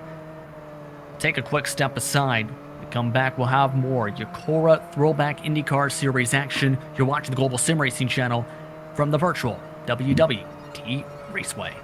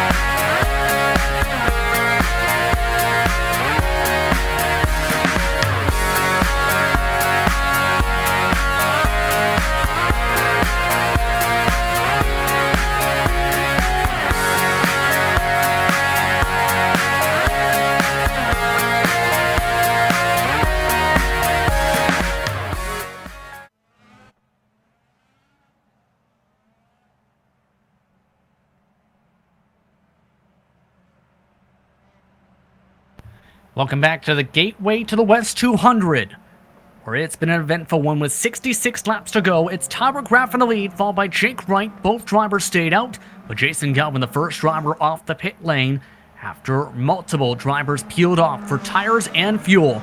Tyler Graff for the earliest jump of the race, off and away with a green flag. Him and Wright off and away by 10-15 car lengths. Wow, he got a major jump on that. That was a real early jump. So good on Graff. I mean, we haven't seen him up front a lot, but that was a good start. Well, part of that too, Yo-Yo Campagnoni was among the lead cars with the single file restarts. With Jake Wright trying to go inside Graff. Side by side for the race lead. Yes, indeed. Right now up to the race lead. Made it look easy. 15 lap difference on their cycles. Yeah, I think it really shone through right there. But a solid pass, clean pass too. He's got the fresher tires. Is just behind him. Galvin may have just scraped the wall with the side pod. Still, though, he's got in front of the lap traffic. The thing is, though, that traffic cost everyone else about 1.3 seconds to them and Wright.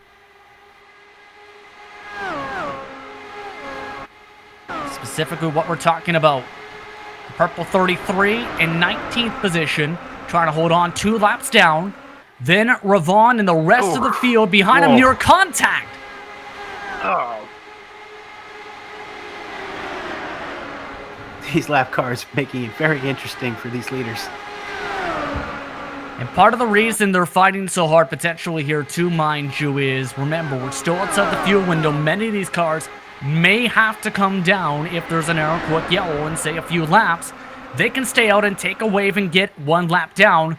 That 33 is the first driver 2 laps down, just 3 or 1. Yeah, and again, it's 2 laps down.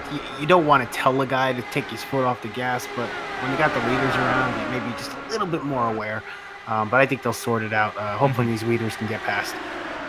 Majority of the leaders have gone on by. The 11's ducked down to the pit lane from 19th spot. So he's now off the track for the time being, 2 laps down after his troubles today.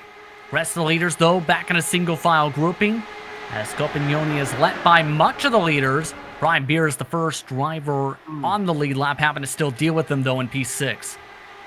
And I don't think he's very happy with having to deal with him. I did see him throw out a few words on the radio, and just based on the timing, I couldn't see him being very happy with that move from the lap car. So at this point, when it comes to the lap cars, trying to hold on to track position like this, what's going through your head, especially with how difficult it's been to pass much of the night? It's just one of those situations you just don't want to be in. You want to be around this guy who's a couple laps down. He's not fighting for position, but he's fighting you for everything it's worth. You just got to keep your cool, and you just got to really fight it like he's a guy on the actual lead lap. It's the easiest way to do that. But we do finally see Beard going around. Oh, Compagnoni, he does not want to give up this this track space. They've already lost more than a second, this group. Beard finally on by, P6. Travis Bennett, P7 on by.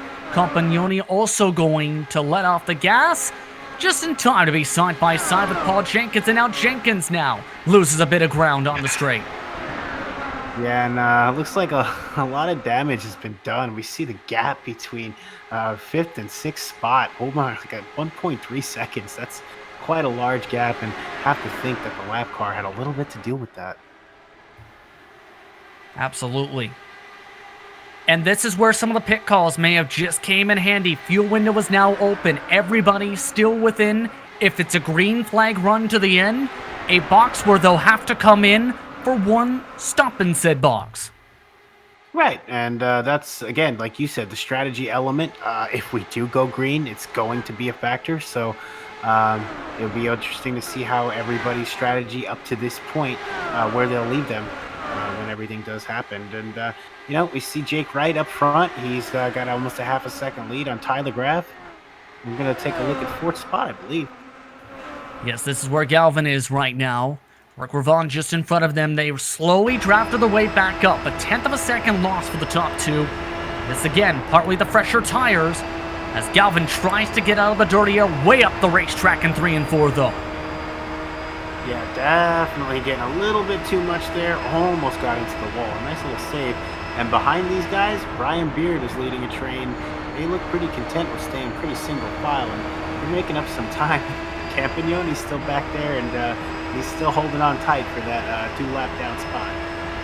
14 cars now in the lead lap. Eric Jeffers down the back straightaway last time by. Crashed in a sole incident. Pulled onto the tow truck and pulled out of the race in a crash down the grass. He is done for the night. Oh, Joe Hassert's around. He's flipping. The 10 machine upside down. Caution flag is out. And one of the top drivers in this race tonight, upside down after trouble with curbing, trying to get around Jason Galvin.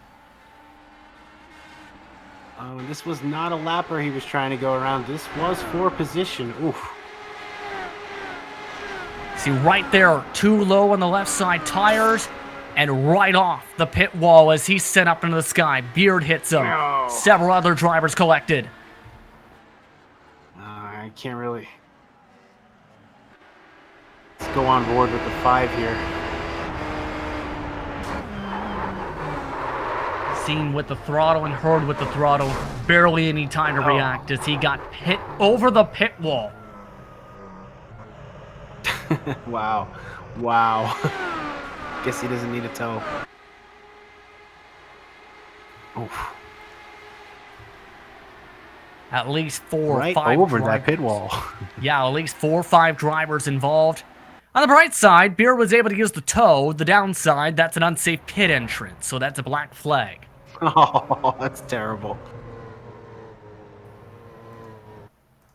And now it gets interesting, because Wright and Kraft come down. No one else outside of Burke comes down with them. Greenlee did also come down, should note. But mostly everybody else keeping the track position. It'd be interesting to see which one of these two does come off pit lane first. See, Graf's still up on the jacks. Looks like he's going to almost come out. Nope, but I'm surprised that guys look like they were going to touch. But there is no look. No, Graf just does not beat him. Just short. Right first off the pits, Graf, Kirby, then Burke, Greenlee. Drivers off the pit lane in the race. Now, it gets intriguing for everybody else here. Again, we talked about they're still outside the window. Here's the thing, though, Rocco. If it continues to be cautions breed cautions, it becomes the case where you can save the fuel under the caution flag. Well, that's what I was going to bring up. I didn't want to jinx it, but now it's a distinct possibility. You might actually get that benefit of enough caution laps just giving you just enough gas to get it around without coming into the pits. And as you said, if the cautions keep breeding the cautions, you know, there's really no need to come in because you're just kind of locked in your spot. DNF for Joe Hassard with that incident, by the way. Unfortunate for Hassard, who was having a very, very strong race. We were talking about led a majority of the laps tonight. And in his third start of the season, after 2 top 5s, 2 top 10s, and a victory, it is the first DNF for Hassard in 2020. Yeah, you know, I hate to see that for the guy, but, you know, past race winner. We know we'll see him come back again, and I believe Road America is next on the schedule. I'm sure he'll be there and put in a good, strong performance. And it's going to be interesting how these drivers race on the road courses, because we've talked about the heaviness of these machines. It's going to be tricky for these machines. We talked a little bit about some of the past winners. Brandon Schoen has won both the road course races outside of Watkins Glen so far. Brian Beard won Watkins Glen. Yeah, we heard from these guys talking after the races at Watkins Glen and Motegi. It seems like a lot of these guys, while they obviously know what they're doing, haven't put in an excessive amount of hours on any of the, you know, maybe Road America or Watkins Glen a little bit more over Motegi, but obviously the focus is on the ovals. We see a lot more guys excel there. So yeah, absolutely. So it's always interesting to see these guys turn right, but at the same time, it's always fun to watch them in their element. Hopefully we can see a little bit more of that tonight. Speaking of ovals, the next oval track is Michigan, now being about a few weeks or so right after Road America. It's one that is also going to be fairly entertaining because we've seen how that racing can go, whether it's with this chassis in the US 500s back in the day, or whether it was with the modern day chassis when it came to the iRacing Invitationals with IndyCar drivers. It can be a very eventful race at Michigan.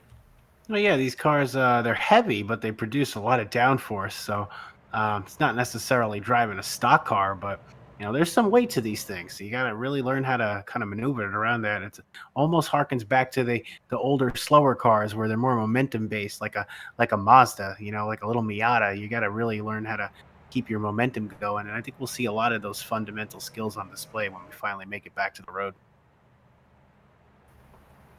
Coming to 50 laps to go this time by. Lights are still on top of the iRacing official pace truck.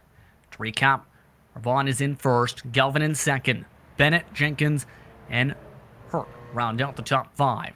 Up quietly to P number 6. Once again, the 19 machine. It is Christopher Retrizion, who is up plus 14. Chris Lanini, after having that wing damage earlier on after one of the starts, up to 7th. Jake Wright, with that pit call, is now in 8th. He's good to the end on fuel.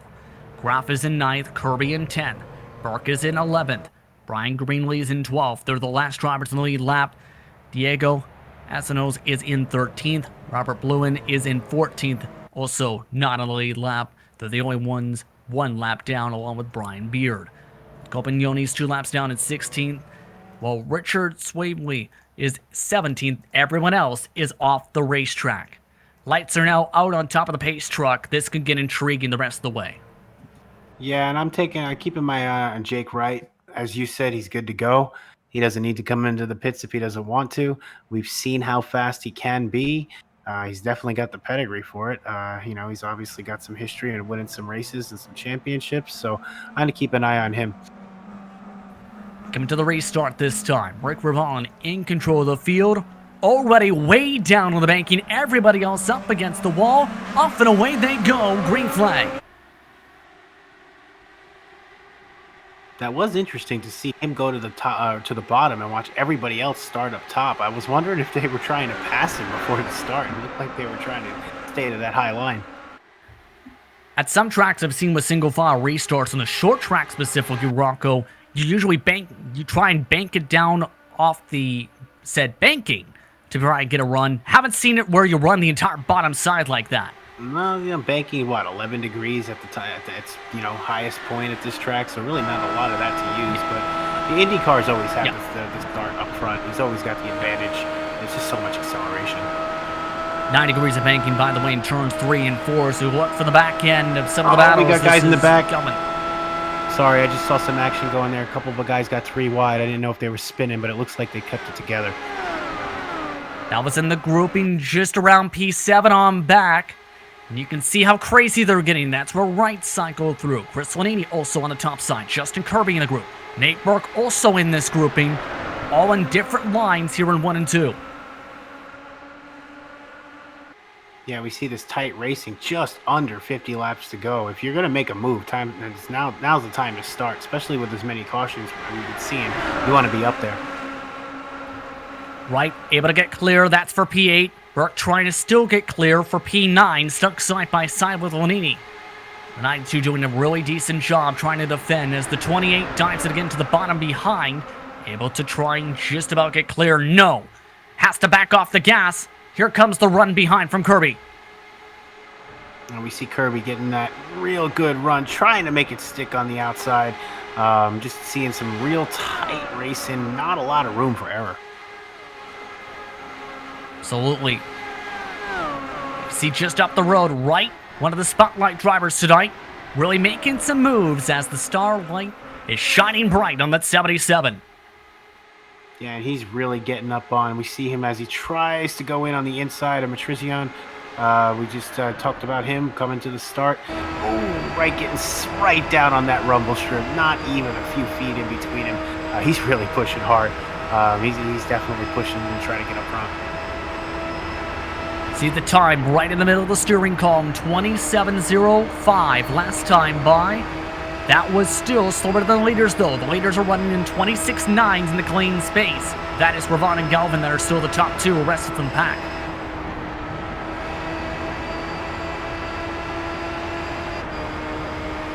And you can see with this pace from Wright that drivers are letting him go. Now it's 1.1 seconds to the top 5. Graph right up to the back of Wright. Yeah, right up on there. If these open wheel cars could bump draft, he just did it. Behind them, Kirby wants to try and Roy Polioli his way into the top 10 on the bottom side. Or gives him the space. Kirby nearly hit the curbing. Able to keep it stable though in the 58. Just ahead of them, we got Matrizian trying to get around Graf on the inside. Thought a little better of it. Caught a little bit of the curb, but he was able to hold on to it. Some tough battling here, and still Graf trying to hold on to the draft of the 77. Just lost the reach. As Lanini now side by side. Everybody looking to fight. Coming to 41 laps to go. Lanini clear this time for P8. Yeah, we were talking about Lanini before. He had the bent up front wing, debating on whether or not he should use the fast repair. He did, and now we see him up here fighting amongst the top 10. And that Be On Edge machine really on the edge, trying to hold on to the top side, nearly smacks the wall. Hard defense. Burke sent hard into the grass.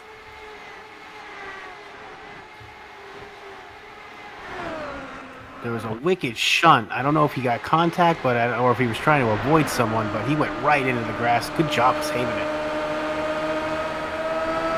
Apology from Kirby on the block as Burke with the run was sent hard into the grass. Front wing damage now in the 28. That moves him all the way back to P12. Last car in the lead lap. Yeah, and that's too bad because that yellow flag usually will help you kind of catch up, but he's not going to get that benefit. He's going to lose quite a few laps trying to get this thing to the pits. 39 laps to go.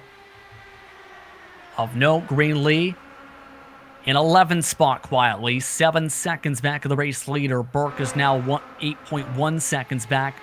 Just you see Greenlee here again, quietly has kept the car clean. He's been having a solid run. And that's what I said before, Justin. You keep that car clean, keep it in the race. I mean, look at what we got right now. We got 12 guys being scored on the top lap. So, and a lot of these guys, not necessarily, blowing the doors off anyone, but they're keeping it clean, running a solid race, and look where they're at. Speaking of clean fighting, P7 still. Lanini and Graf have been side by side off and on the past lap or so. Lanini back to single file this time, but has gone to the bottom a couple times. Just seems to be able to get the run right here, but just hasn't gotten in the right spot to clear by Graf.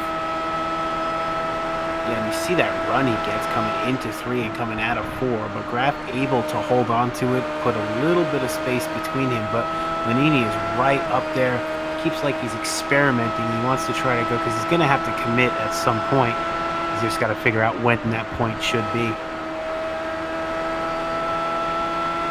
See him trying to deal with the aero push as well. Right here, he's been able to build some runs. His lifted the last time. This time, does the just about the same in this choo-choo train. Breaking away from the said choo-choo train, we've seen Wright able to make some passes to these drivers before on some of the fresher tires.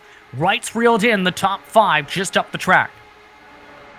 Yeah, just looking up front, Ravon, we were talking to him before the race. He's up almost a second ahead of Galvin, and then behind him, 2.5 seconds, Travis Bennett, 3rd spot. So these guys got a little bit of ground to make up, hopefully pick up some of that draft and reel in some of these top guys. The lean red, white, and blue machine looking to pace itself, heading into the 4th of July weekend. And 27-1 last time by. Still, though, despite all the pace we've seen from Wright, he's been losing 1/10 of a second each time he's reached cars in groups such as this. Yeah, maybe he's just not dealing with the dirty air as well as he'd like to, because he seems to be fast when he's by himself. But as you said, Justin, every time he seems to come up on somebody, seems to just lose it just a little bit, just enough to take some of his momentum away. We see him here trying to do a pass on Yerk. We'll see if he's able to complete it and get around him for that 5th spot. Looks like he could. Yes, Yerk able to let him on by that time. Back to plus 13 from the start of the race from Wright. Still about 0.8 of a second up the road to the air spotlight. Robertson and Paul Jenkins, who's with Travis Bennett. Then it's another 2 seconds or so to Galvin and company. Right, and now's about the time you kind of put your head down. 30 laps to go, and they're going to go quick. It seems like these guys have settled in. Guys have gotten pretty separated on the track. So I think we're gonna be in for a green flag here, and these guys really got to pin their nose down and get what they can. Speaking of trying to pin your noses down, the battle was on for P7 still. We've talked about Lanini trying to get by Graf. Oh, someone's around. And now, that is a spin. That's Yerk, I believe. Caution flag is out. That is Kirby, pardon. And we're back under yellow, and this could be interesting. Now what do you do, Justin? See, right there, got a huge run off the corner. Just about hit the back gearbox of the 19 machine, just snapped left.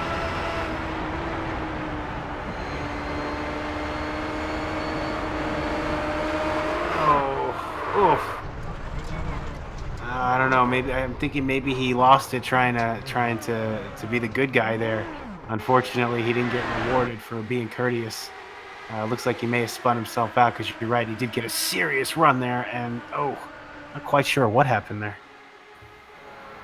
Yeah, massive snap to the left side of the track. Good job to keep it off the wall. However, This just opened up the fuel strategy for just about everybody else to make it on fuel. Guess what? That means Jake Wright, Tyler Graff gain track position as a result, but 2 stay out with them. Galvin did not come into the pits. Yes, Galvin and Lanini stayed out. Greenlee also stayed out for the track position, Rocco, here. Wright stayed out, Graff, Lanini. Let's see, Ravon looks like the first one to come into the pits, and everybody followed him. Greenlee stayed outside. Travis Bennett in the pits. Paul Jenkins, a lot of the top guys. This is going to get interesting to see these guys going to have to come through the field.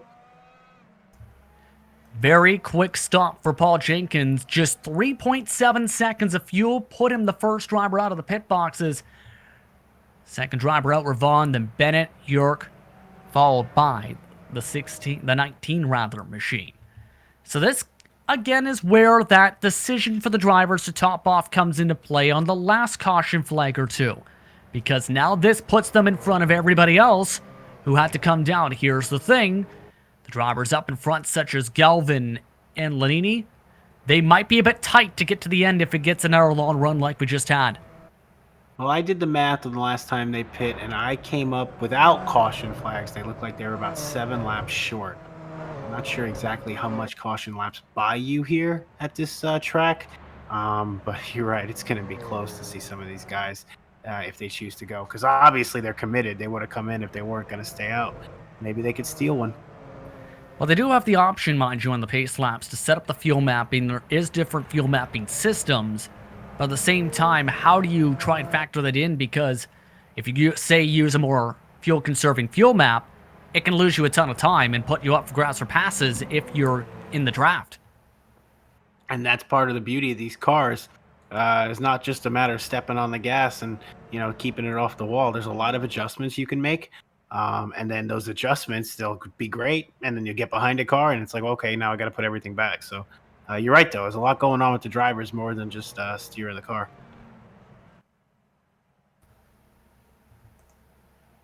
With the caution flag, 12 drivers are still in the lead lap, by the way.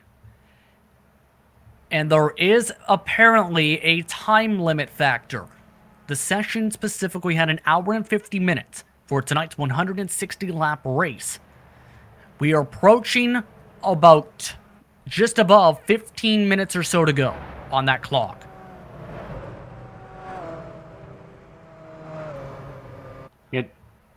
Try to get this in as much as we can. I think we can do it. I just can definitely need these guys going to have to keep it green for the rest of the way, but I think we can fit this in. This is going to be one of the most intriguing restarts of the race, to say the least. There's still one more lap at the very least before the lights go out. But these are some of the first laps led by Jason Galvin. Now, Jason Galvin, mind you, is a broadcaster, should know, for GSRC and various different national-level broadcast companies, including MAV TV. He's done a very good job working his way methodically up to the front. Yeah, and obviously we got a little bit of a bias toward one of our colleagues. So absolutely, go Jason, keep it up front, and get a win for you. Should note the DMLC Racing channel is also cheering him on at the front of the field. Maybe we get Jason in one of those nice little GSRC cars, to ride around this track and take a victory. Get some nice pictures there. That's more of a Sean question, to say the very least. 27 to go this time, and one driver decided, you know what, I'm going to top off on the second lap behind the pace car before the pit road closes. That's Nate Burke that's rolling down the pit lane with that front wing damage we talked about, Rocco. Yeah, maybe he just decided to get a little bit of extra optional in, get that extra splash of fuel. A lot of guys he's going to have to go through, though, so interesting choice, but I'm thinking it was probably move out of necessity than anything else. Yeah, I was losing a fair amount of time with that crinkled front wing. And up on the jacks, looking like you're going to manually repair that machine. Robert Bluin also came down with him, who's been quietly running in the 15th position, one lap down. And the wing, just like that, new front wing. There's the change.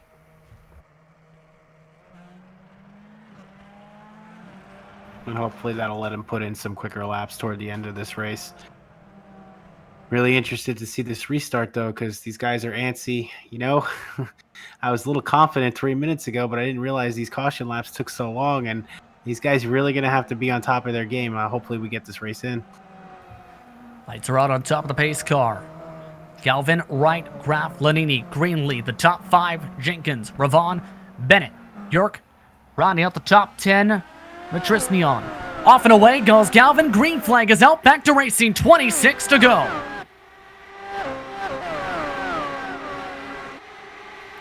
Good start from Galvin. Just got to remember the tires are a little cold. Warm them back up. Hit your lines. Good start from him. Still within 3/10 though is Wright. Graf also in the draft. Lanini losing touch to the top 3.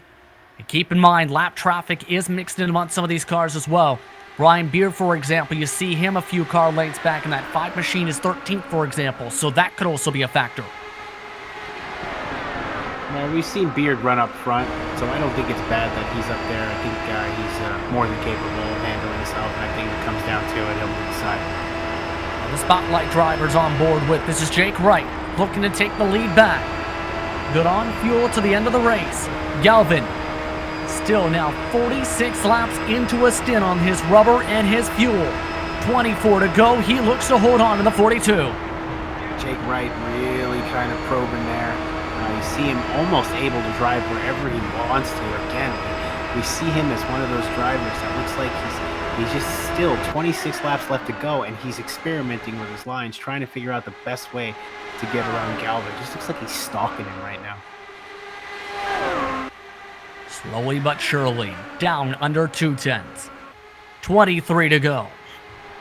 Here comes the arc. The 77 banks it off the corner. Huge run. Galvin into the fence. Check up from Wright. Galvin now with some side pod damage as down to the bottom goes Wright for the race lead. Yes.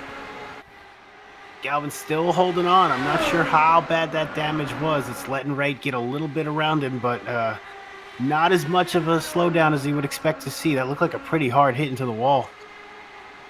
Lost him 2/10 on that lap. Galvin tries to respond back. Hits the card, spins. Pushed too hard. Oh, he takes out Tyler Graf too. Oh, it's unfortunate. Caution flag is out. Coming to 21 laps to go. You got to give him credit. He pushed for it. Unfortunately, his car pushed up to the sky as a result. Yeah, I think that's just a case of, he hit the wall and he's trying to recover and just trying to push too hard to hold on to that spot. Maybe a better option would have been to just kind of regroup, but what's done is done, and I think his night is also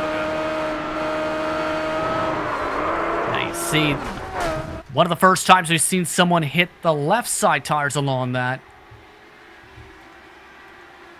And he was apparently needing one more yellow, Rocco, to make it on fuel. Here's the problem. He was the caution. The yellow. Absolutely. Unfortunate for Tyler Graf here, too. He is running in second spot, but he ain't going to be he's only going to be going backwards with the way that wing looks right now. 20 laps to go. And Graf electing to stay out with the demolished right front wing. Here's the problem, too, when it comes to being involved in early incidents. Graf was involved, remember, in that checkup trouble at the back of the field in the first quarter of the race. Yeah, he's had an eventful night. He's been bounced around a little bit. Looks like Galvin's actually going to get the strike for that accident, which was interesting. It'd be interesting to go back and see what happened. I didn't really think that he was too much at fault for that. He just got a little loose, but maybe that's just how they're cool. That's how they're ruling it. Well, technically, it was the trigger of the caution flag. Yeah, fair enough. I guess that's how they're looking at it. I didn't know if they were actually assessing fault again. So, but you're right. I guess it can go either way. So we talked about the time being a factor here, and in the history of this series, heard over discussions. Time has not been a factor before. This may be one of the first times it could be, because it's gonna be interesting timing. Yeah, you're right, Justin. We're looking at time at maybe 7 minutes on the clock estimated. Well, you figure even if they were to run the remaining 20 laps, what are we running? 27 seconds. So just call it 30 seconds. I don't think the math is there. So now with that being the case, how do you plan this out as a driver to time up the right move? Because white flag and checker flag can be at any time, depending on how this race flows. Right, and we got Jake Wright up front, and maybe that's, that'd be interesting. Tyler Graff's in second spot. His car's banged up. You realize if these guys do get in a little bit of a tussle coming out of the restart, this thing isn't going to happen to go green again. So maybe that's what he's banking on. I guess that's his only hope. One of the more interesting things, too, is going to be what do you expect when these drivers with the fresh tires are going to have? Because Ravon, Bennett, Jenkins, Yerk, amongst those drivers, have 11 lappable tires, including the caution flags. We haven't seen too much fall off, but we started seeing it a little bit starting to factor in with some of the drivers staying out by a tenth or two, Rocco. How aggressive are you if you're on that fresher rubber? I think you're aggressive no matter how fresh the rubber is right now. Again, with the time closing in, both less laps and, that literally just the session time, I think you just go. I think you just press down the gas and forget to stop. Just got official timing, now under 7 seconds. Now under 7 minutes, rather, on timer. And it could get intriguing on how this all plays out still. It's Wright, Graff, Lanini, Greenlee, Ravon in the top 5, Bennett, Jenkins, Yerk, Kirby, and Burke round out the top 10. With the caution flag, by the way, Brian Beard is now in 11th position. With the 12th spot, currently Diego Asensnos. Robert Bluin, the only driver outside of Matrizion who had to come down for a green flag penalty stop, are on the lead on 1 lap down. 14 drivers on that cycle in total, 1 lap down or in the lead lap. In total, 16 are still running for what could be a crazy finish here with the lights still on for one more time. Yeah, I think so. Again, everybody's going to be going as hard as possible. It's kind of nothing to lose at this point. I mean, realistically, if you've kept the car clean, maybe on the lead lap or even a lap down, you're still running in the top 15. So you kind of got to just get through it. It's kind of been a grind so far for everyone involved. And, you got to make that time now. You got to make it worth it. Got to get that final push and make this time you invested, make it worth it. Remember, these pace laps, 1 minute and 22 seconds. Clock now under 6 minutes. How much was that a factor? 3 estimated laps just went off the board, despite coming to officially will be about 17 to go.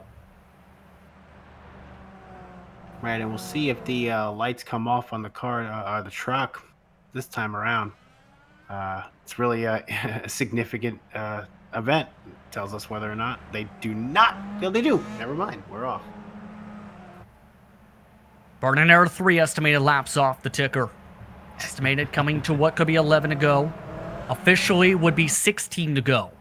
5 minutes on the clock. Lights are out. Wright looking to go back-to-back in just his 4th series start. This could be big for Wright, who has also been running a part-time schedule in 2020's edition of the Lionheart Series.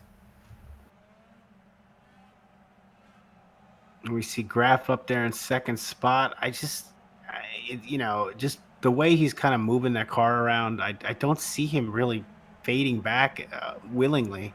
So it should be interesting to see what happens. He's probably not going to be as fast as, say, Lanini and Greenlee and Ravon. We know who's going to be coming up strong. Interesting to see how this plays out. Several of the drivers who are laps down electing to go to the bottom side, staying out of the way of the leaders. On iRacing, you can pass on the right side of a car without getting a black flag. Right's off and away. Green flag is back out. Question is going to be, how many laps will they get?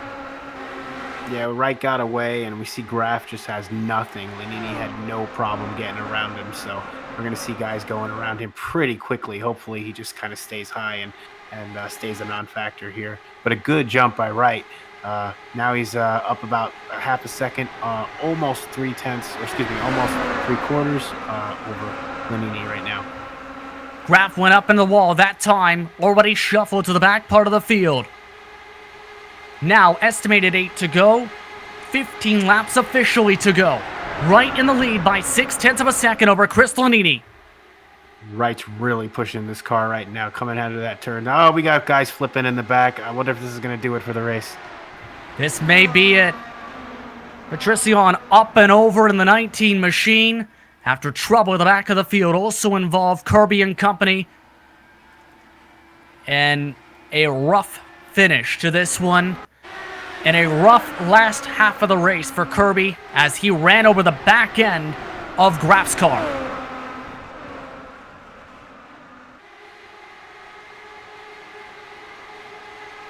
Yeah, we saw Graf damaged coming into that restart. We did see him dropping back pretty quickly. I was hoping it didn't cause too much of a trouble. It seems to have, but looking at the time right now, looks like Jake Wright might win his second in a row. Justin? Patrician done for the race after that flip up into the sky.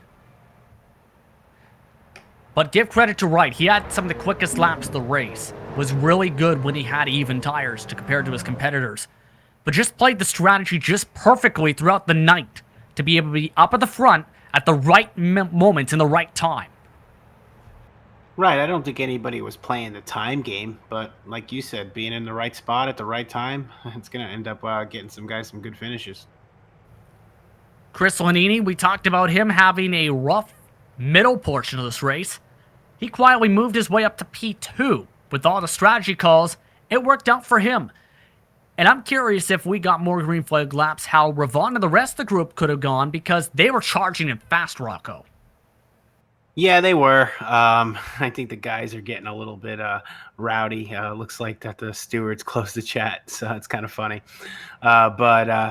It's interesting to see these guys run up, but unfortunately, I'm not quite sure if they would have been getting at it. These guys have been getting at it for a long time now. I think some fatigue is starting to set in, and maybe it's for the best. Maybe it's time to kind of park the cars, let some tempers flare out a little bit, and come back and do it again in a couple of weeks.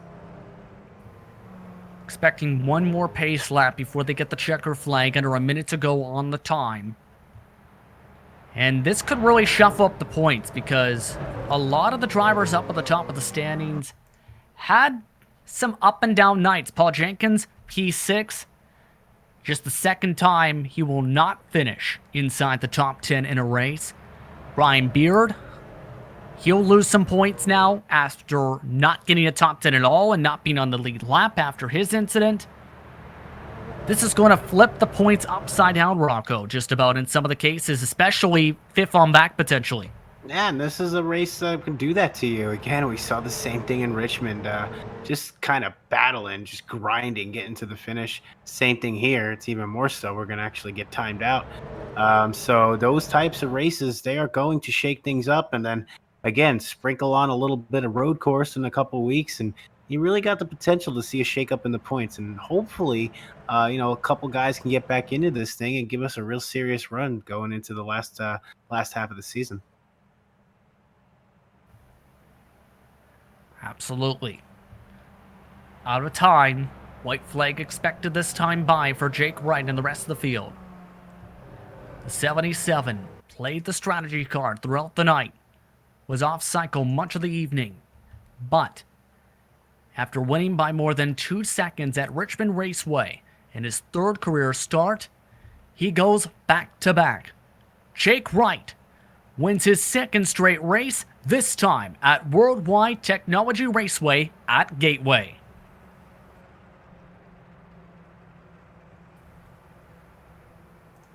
Lanini in second. Ravon rounds out the top 3 with Bennett, Greenlee, Jenkins inside the top 6.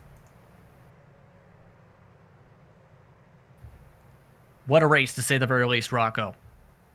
Yeah, it was. Like you said, it kind of got a little bogged down toward the end, but we did see some interesting stuff. Some entertaining stuff too. So a few guys gonna leave here with a little bit of bruised egos. Some guys are gonna leave here angry at some people.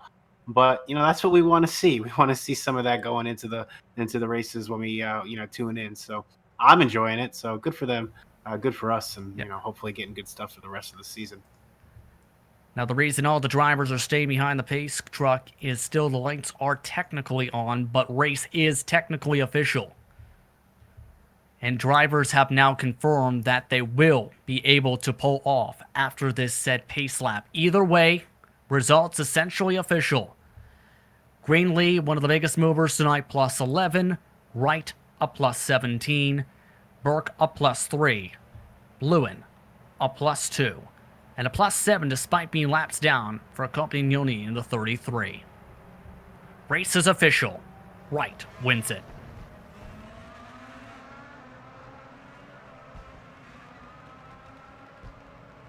Yeah, and kind of anticlimactic finish, as you know when it happens with an IndyCar race, they don't have the green-white checkered. Again, I don't think we would have been able to get it in, and obviously the time. So, a little bit of a bummer to see it end on the yellow flag, but we did see some good racing in there. So, all in all, a decent show. So Wright gets the chance to celebrate. Post-race coverage coming up in just a few moments. You're watching the Global SimRacing channel, live for the virtual Worldwide Technology Raceway, for tonight's coverage of the Yakura Throwback Indycar Series.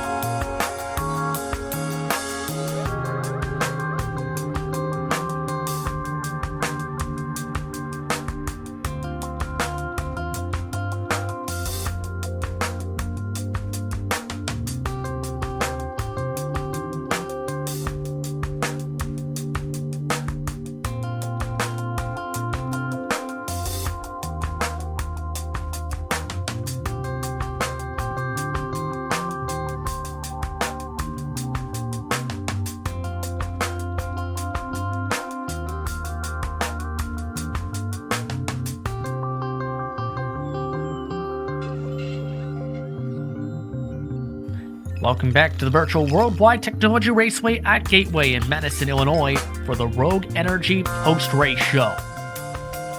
It was an entertaining one to say the very least, but Rogue Energy drink is designed to replace the unhealthy canned energy drinks, coffee, and even traditional pre-workouts. Rogue Energy is sugar-free and loaded with vitamins, antioxidants, and nootropics. Scoop, share, drink, win. Use promo code UCORA Indy to get 10% off of your purchases at rogueenergy.com. A lot of drivers may be drinking some Rogue after this one, as Jake Wright wins under caution and under time limit to win his second straight in a row by about a tenth of a second at the line. Chris Lanini finished second, Rick Ravana in third, with Travis Bennett in fourth. Brian Greenlee came home in fifth, with Paul Jenkins, Andy York, Nate Burke, Tyler Graff, and Justin Kirby rounding out the top 10 in the drivers on the lead lap.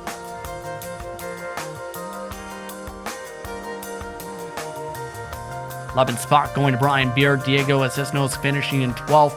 Lewin Swavely also a lap down, with Compagnoni also 2 laps down.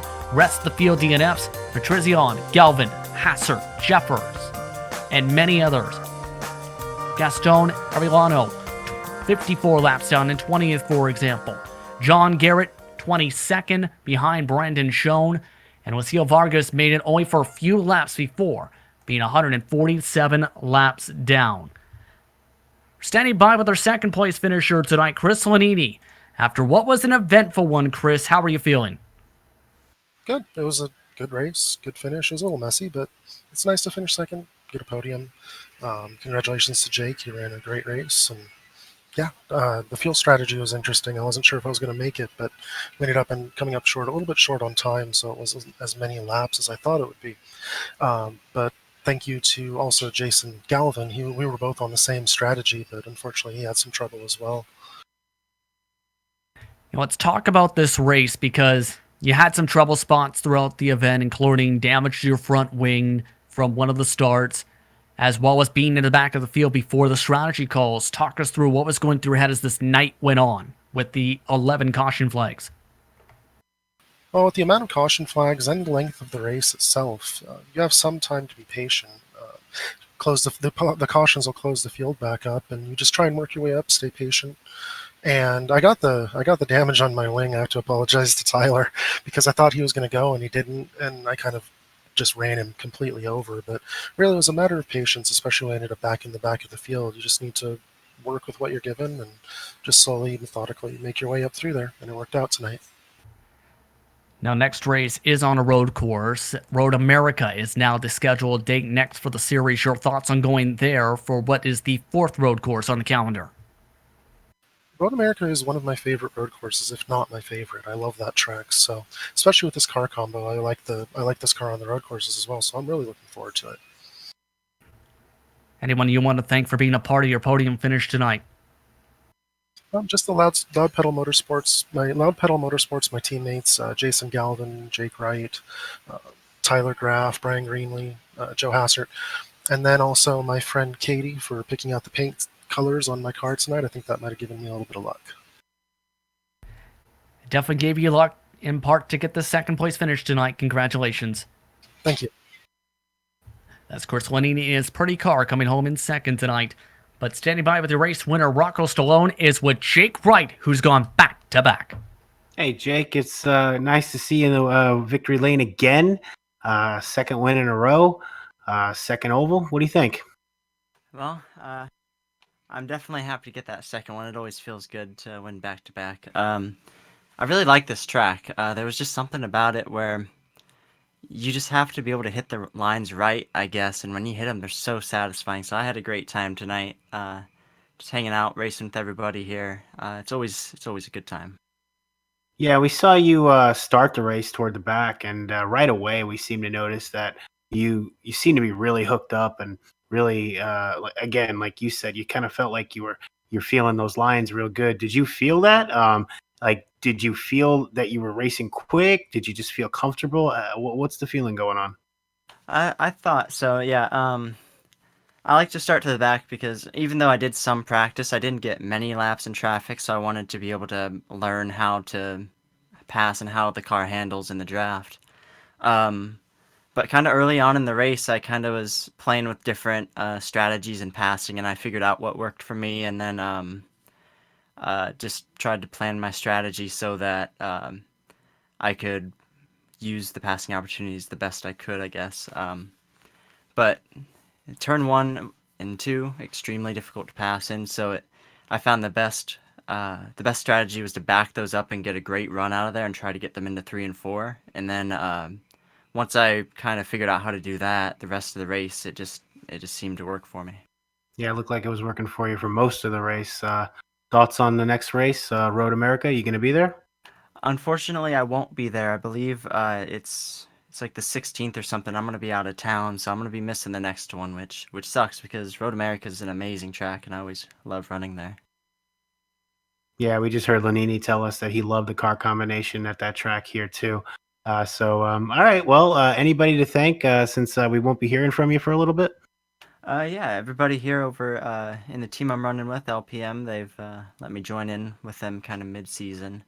Scott puts on a great league, and everybody in this league drives really well and always puts on a show, and I always have a good time. So thanks to everybody here that runs here in the league. We enjoy watching you, and once again, congratulations. Good job tonight. Thanks, guys.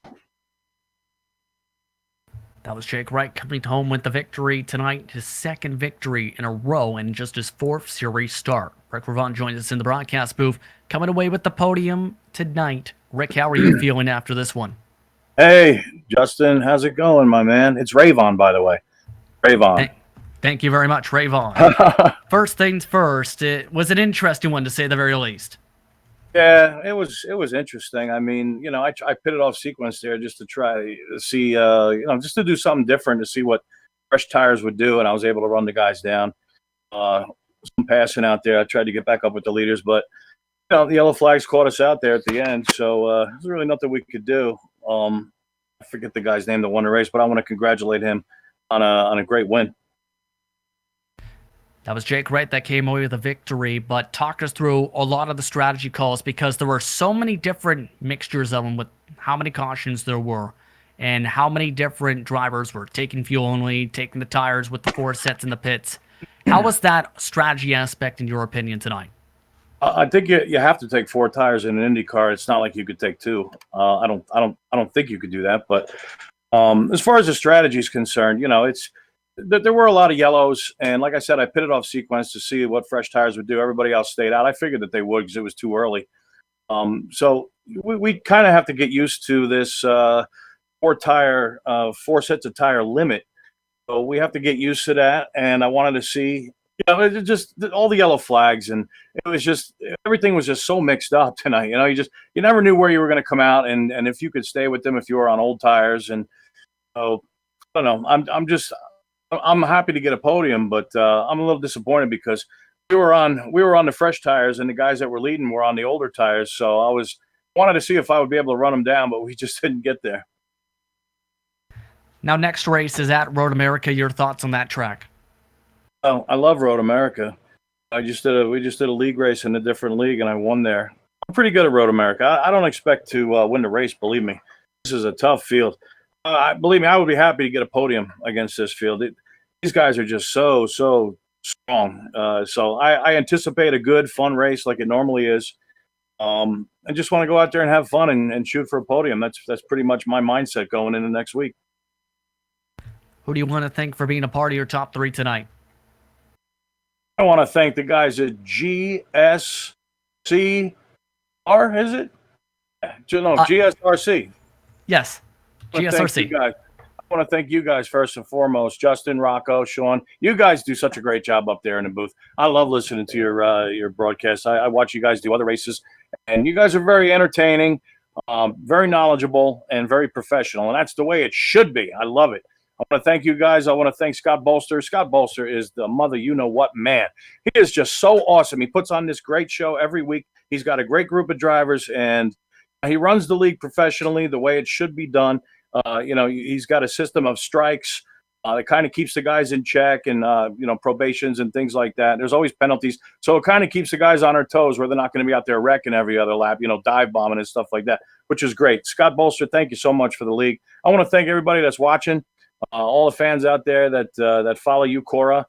I want to thank my wife because she's always watching these races. I want to thank my little girl, Mila. You are the most adorable, sweetest little thing. I couldn't ask for a better daughter, baby. I love you so much. And most of all, I want to thank the Lord Jesus. Thank you for giving me life, and thank you for giving me the ability to have fun like this escape from reality. It's great to get out there and just race with these guys. And I also want to thank all the guys out there that race clean. I'm just very proud to be a part of this field. This is awesome. Congratulations on the podium finish tonight, Rick. Well deserved. Thank you very much, Justin. God bless you, buddy. Indeed, Rick Ravon coming home with third step of the podium tonight. Real quickly, Rocco, your final thoughts after what was an interesting night. 11 cautions, 53 caution laps, but 10 lead changes with several leaders such as Wright. Lanini led 8 laps. Ravon 28. Most led laps going to Joseph Hassard tonight, who finished in 18. I don't know how I follow up that interview, Justin, but yeah, it was a long one. These guys really fought hard. Congratulations to our top 3. All of our top finishers for that matter. Again, now we bring it to the road course, throw in some right turns, and we'll separate a little bit of the cream from the crop there. See who's got a real well-rounded skill set. We'll see indeed, but we'd like to thank you for tuning in to tonight's race from the virtual World Technology Race Raceway at Gateway. Also like to thank the organizers of the Ultimate Conquest Online Racing Association for organizing this amazing and exciting series. Also like to thank the companies that provide the software and hardware for our broadcast listed up on your screen. With additional thanks going to Jude Long, who provides our wonderful music. See the screen how to get a hold of more of her great work. Also thank the partners you just seen moments ago, with thanks as well to Rocco and Sean. If you'd like to find out more about GSRC and the upcoming races, you can find it at globalsimracingchannel.com. If you'd like to help support the channel, you can check out our merchandise for sale at gsrc.storenvy.com. Check out our social media on Twitter at GSR Channel, Facebook at Global Sim Racing Channel, and Instagram at GSRC_Graham. Don't forget to head over to our YouTube page and hit that big red subscribe button so you don't miss a moment here on the Global Sim Racing Channel. As talked about, July 16th is the date of the next race on the calendar. It's Road America. There will be road course racing starting at 10:30 p.m. Eastern Time, 7:30 p.m. Pacific. Be sure to tune in as we have other upcoming races as well for other series listed up on your screen. So be sure to check those out and mark them down in your calendar. But until next time, race clean, race hard, and we'll see you on the track.